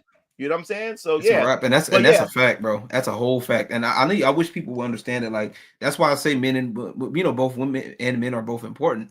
A lot of people don't realize that. Oh, well, we don't need men. Yes, the fuck you do. Okay. You know, yes, the fuck you do. We need each other. And that's the thing that, like, I try to do, like, and I try to avoid. It's so easy to go down that rabbit hole of hating women. That's why I said you got to be careful with that type of stuff. You know what I'm saying? Like, what Ultimate Chain and all that, everybody's saying, you do have to be careful. Okay, there's a reason why the Andrew Tates, the Tommy Sotomayor's exist. They're not. Some of them may not be wrong in what they're saying. However, where they are wrong in is they're telling you some shit to try to keep you away. But then they're trying to fuck the same women that they tell you to watch out for. Fit. That's what it gets me. That's what, like, one, I don't like the way like some of those chicks deserve it, but there's a lot of women on there who don't disrespect them, and these dudes get disrespectful. I'm not the type of man. I don't just disrespect women just to fucking disrespect them. It's one thing to get like that. You know what I'm saying? It's one thing to have a heated discussion. Like, there are times where we'll have a heated discussion, and I get like riled up, and we'll, you know, hey, you gotta, you know, no, I'm not mad. It's just that, hey, look, we're into this discussion. That's what sometimes that's what men do, you know, and women do that too. You know what I'm saying? But at the end of the fucking day, you know, once we realize we get past that shit, you know what I'm saying? Once we get past that, okay, you know, people may, you know, there's some people that might get hyped up with talking about, you know, serious topics, you know, and that's a good thing because that means that they're into that conversation. That means that they're into it. Yeah. And once you realize that and you start looking, okay, well, this person is that, this person is this, and the third, and we start, you know, once we stop and once we understand the nuance of things, we'll be better as a society. Honestly, like I said, if the boom of OnlyFans and girls that do this stuff, honestly, if this was in a more better time where women appreciated men, we would enjoy it. Women would be there would be a lot more women that would be richer. And I think we kind of talked about this. A lot more women would be a lot more richer. One, it'd be just like back in the day where like stripping and doing porn and stuff, that was more like it was taboo. Like if only the strong will would go into that industry, while other women had functioning relationships, married or had boyfriends and girlfriends and stuff like that. OnlyFans would still been treated the same way if society was was more functioning and stuff like that, that would be something that people wouldn't make a big deal out of, but some people would partake in it, just like stripping, just like porn and stuff like that. People wouldn't look at it much, but now it's in our face. It's so many women, it's young girls who's growing up wanting to be OnlyFans models and stuff, which is fucked up. Without because they don't have there's nobody teaching them, there's nobody giving them, sitting them down. I think that's the problem. Like there's no people sitting down, and this is a good point here. I like this. I keep seeing all female teams either falling apart or screwing up heavily. The League of Legends team, I forgot the name of that team. All female League that comes to mind. They got their asses whopped. But they chose them because they were women, and none of them was even at the highest level to even be able to be qualified to be to have a team to begin with. But what also hurt that team because the marketing behind them, trying to show them as badasses, they're strong and capable women and stuff like that. So they set those women up to fail on top of them not being as skilled as they claimed to be. And then the women, they also showed when they were in the house, they didn't even get along with each other. A lot of them were bullying each other. That was another thing that fucked that whole thing up. I've seen a whole documentary on that shit. Like I remember seeing some of that. Yep, I remember that. That was fucking crazy. That was wild. You know what I'm saying? That was fucking wild to see that. And I mean, they did not win a single game in their split. I think it was the quickest game. I think the quickest game was like 15 minutes or something. Like right before the time you had to surrender type shit. Like that's how quick it was.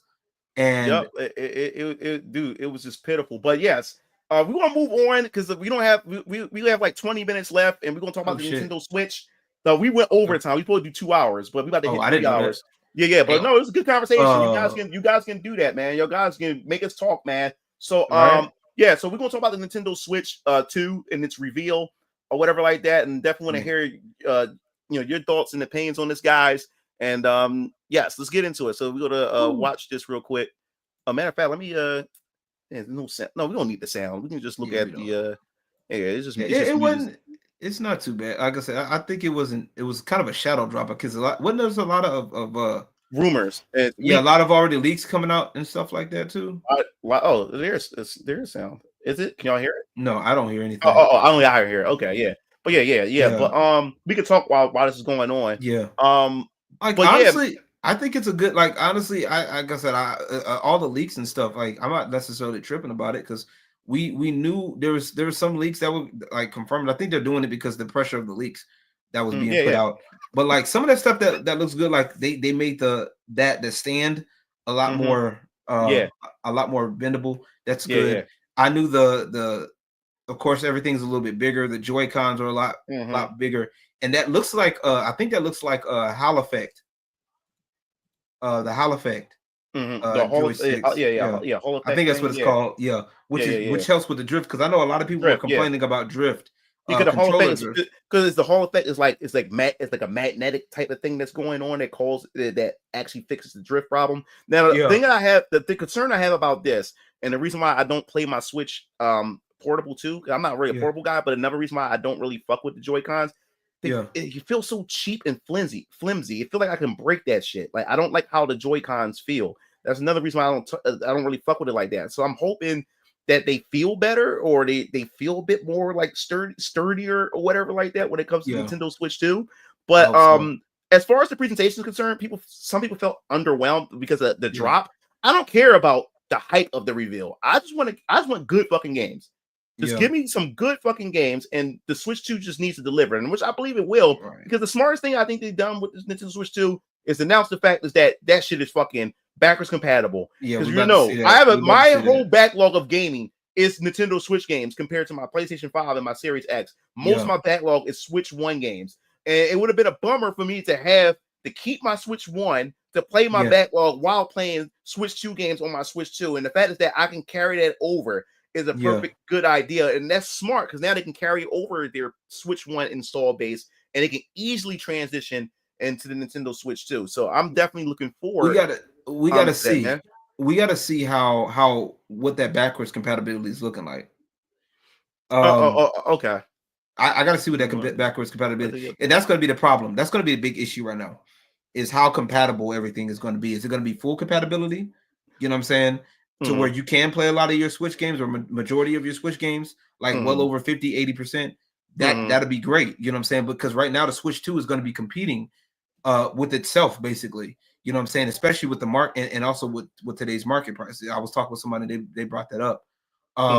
But to answer this question right here, the design, honestly, I mean, I'm not necessarily tripping on the design too much. Yeah. Same here. You know, I think honestly, I think keeping it the same, just making it better. Like the OLED, the Switch OLED, actually, if they still have the OLED screen, like if they did with the Switch, the OLED, that would be great, because that's the version I got. I got the OLED Switch, a lot bigger, a lot better screen, a lot better resolution, all that.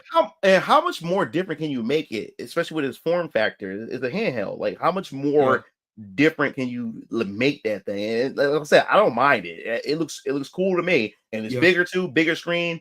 And as I said before, man, all Nintendo Switch 2 needs to do is be competent enough to play the third-party games that the PS5 and the Series X got. And the reason why the Switch 1, in my personal opinion, was very successful was because it had a great head start. Because when the Switch 1 was announced and released, we had a cross-generational platform game, which was Legend of Zelda Breath of the Wild. So we had an opening console, Nintendo's opening launch with a Zelda title, which we did with Twilight Princess as well. But that was a buyer. That sold the Switch alone with Breath of the Wild. And then that year, bro, they announced Xenoblade Chronicles 2. And I said, oh, that's going to probably come out in the next 2 years. They said, no, this year, this summer. I'm like, what? We getting it this summer? What the fuck? And then they showed Mario Odyssey. That's right. It's coming this holiday. I said, no way. Not only that we got Breath of the Wild that year, we got Mario Odyssey, Xenoblade Chronicles, and then the Wii U ports, Mario Kart 8 Deluxe.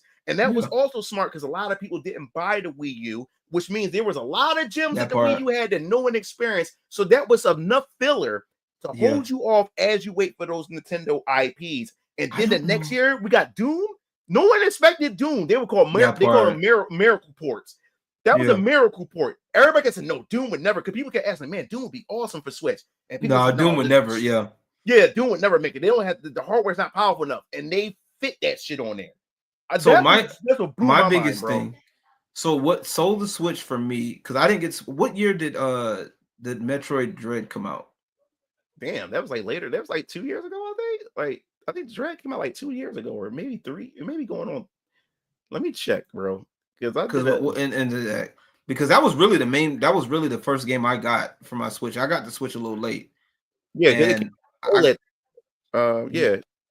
came out when the OLED came out. The Dread. Yeah, it was 3 years ago, bro. Yeah, so you got I got mine. I got mine with the OLED. That's like I said. I got the OLED, and like I said, I wasn't really sold on Switch. I was like, all right, cool, that's whatever. But like when I saw Metroid Dread, and I was like, oh shit, this is good. And I was sitting there looking, and I was like, damn, I really want to. If I get a Switch, because at the time I didn't have a place to stay, so we was like, out indisposed at the time. So what we were doing is like, I was like, man, if I'm gonna give me a console, I'm gonna get something that's portable. I want to get something like that. So what console can I get? I was like, I want to get the Switch, but like, let me get this Switch and I'm gonna get the OLED version. And I looked at it, the OLED version was perfect. It was perfect for what I wanted, and it was, like I said, and everything looked good. You know what I'm saying? I even got games like Sonic Frontiers on the Switch, although it looked shitty on handheld. I'm not gonna lie to you. Yeah, well, that's a good question. And the thing is, I'm thinking that the backwards compatible means that I can just take my cartridge and just put it in like some of them might be. Yeah. So they're gonna have a list. They said on the site on the thing. It says it's gonna be on the site on that later date which games are compatible. Like I said, if we're looking at a high number percent of a high number or a high percentage of crossover capability, you might be good. I'm thinking anything over like 50% will be good.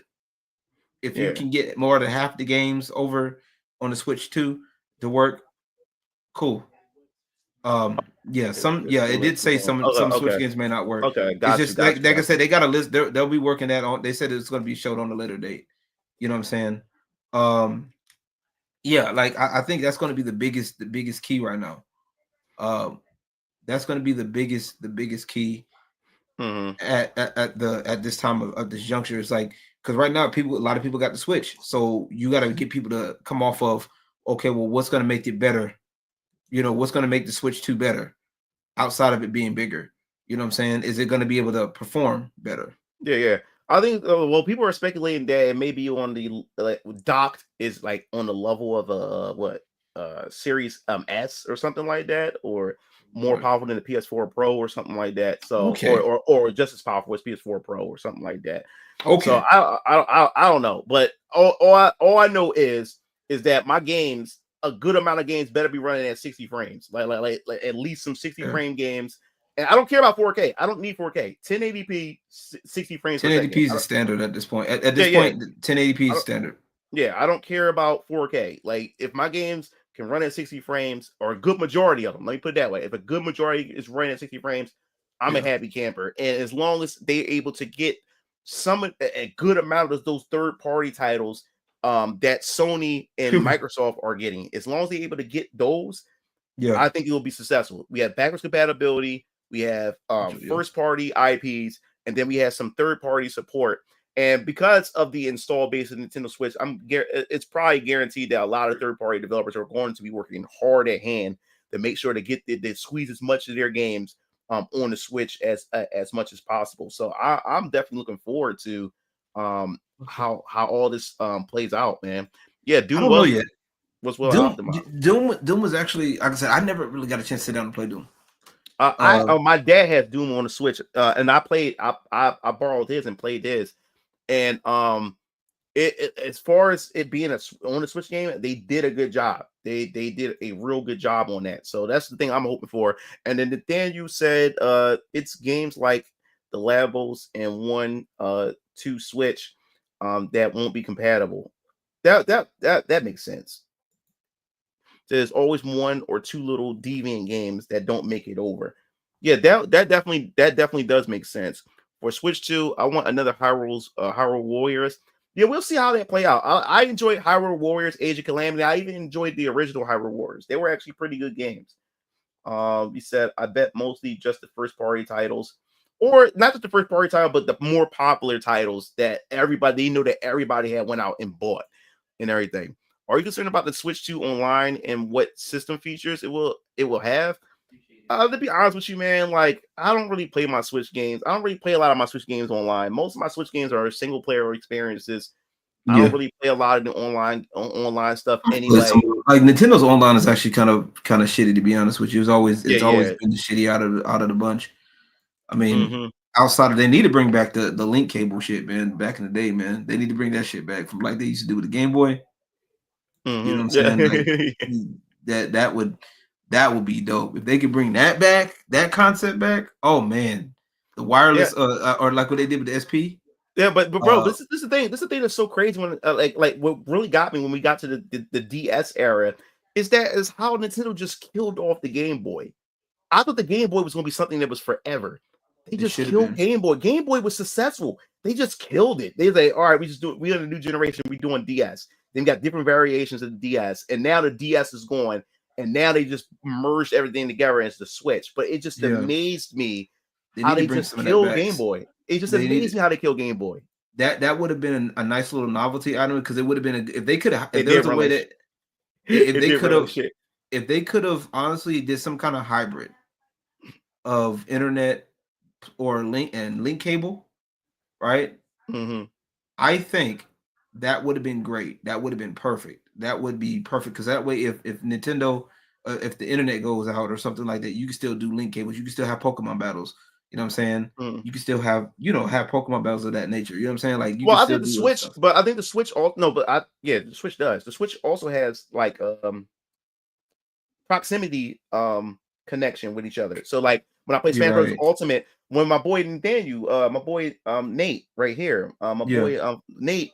When we play Super Smash Bros. Ultimate, sometimes he would come over and bring his Switch over. I would play on the big screen. We'll play 8-player Smash sometimes because my daughter would play, or we have a good time. And he would just sit on the sofa while some of us is on the TV screen playing the Nintendo's playing multiplayer and stuff like that. So yeah, you also had that proximity type of connection with each other and stuff with the Nintendo Switch. So you're right. Okay, you're right. I mean, like I said, if we can get it tightened up, that'll be great.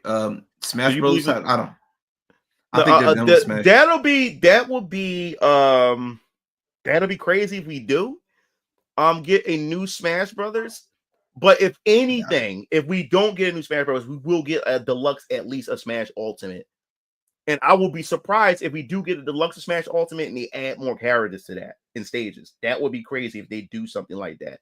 But I don't know, because of the current state of what Sakurai is doing now and what like that. He's, enjoying his time off or trying and making other games and stuff like that. I don't know. Or will they continue Smash Bros. Without him? That's something else I don't know.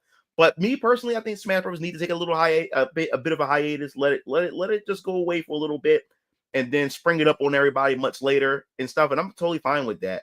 That's what Nintendo systems like.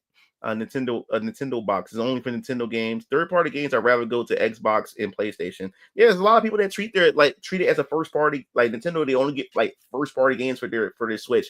But like as far as all like this generation, I played the Switch One, my Switch more than my PS5 and my Series X. They just had the RPGs, man.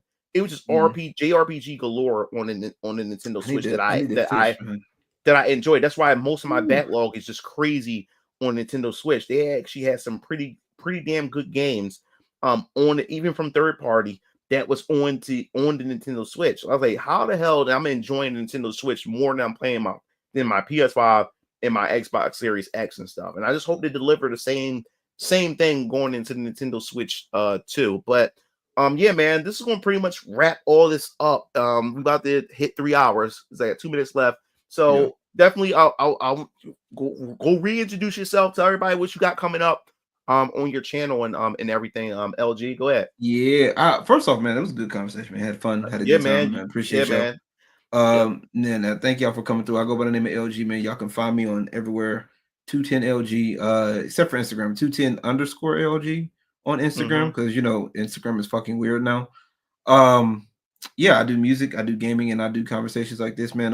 We definitely gonna have Mugen Lord come back on the Empress Court podcast. I'm gonna be getting some more people on it. I got the Empress Court podcast where I talk my shit, have conversations like this, pull out my own, my own opinions, my own thoughts, all that stuff. Talk gaming, I talk music, all that stuff. I got a music project that I'm working on right now. The reboot Red Disc is coming out soon. I am not putting out a release date yet because I just started working on it last month. So I'm not putting out. One thing I'm learning how to do is not put out release dates until I have more stuff. But if you are a member of the channel or become a member of the channel, I do have members only content for YouTube just in general. But I am pushing a lot of members only content for the music and stuff like that, and community members as well.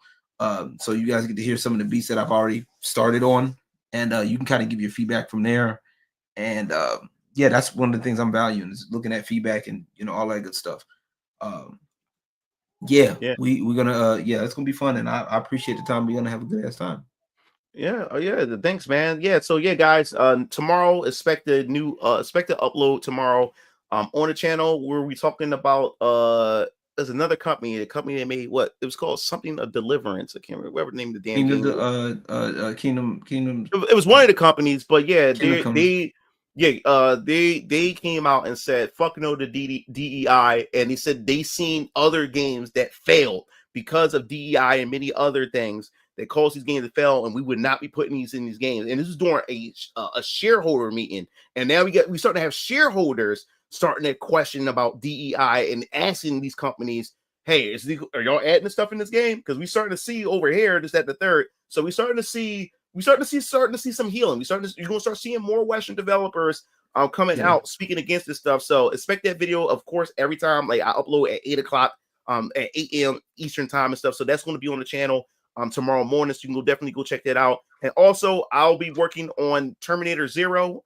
review, which is the Terminator anime. I want to give you my thoughts and opinion on it because I watched that as well. And a Xeno series retrospective is coming. The script is done, recorded already. It's got to make it into a video. So you definitely need to check that out. As far as guests is concerned, I'm going to definitely have my boy Leon from Words of Paradise come on as a guest. And also my girl Cassie Cage from the Cult Cage podcast as well. Yeah. Make a guest appearance. And then I'm going to have all four, LG and Cassie and Leon come on at some point. So I'll be preparing all that, and I hope you guys come in and show them some support because of LG, because of Leon, because of Cassie, they were the first to actually bring me on their platforms. That's why I started getting exposure or whatever like that. So I thank them a lot, Glad and I'm- I want to I'm glad I was extend able to my help. arm.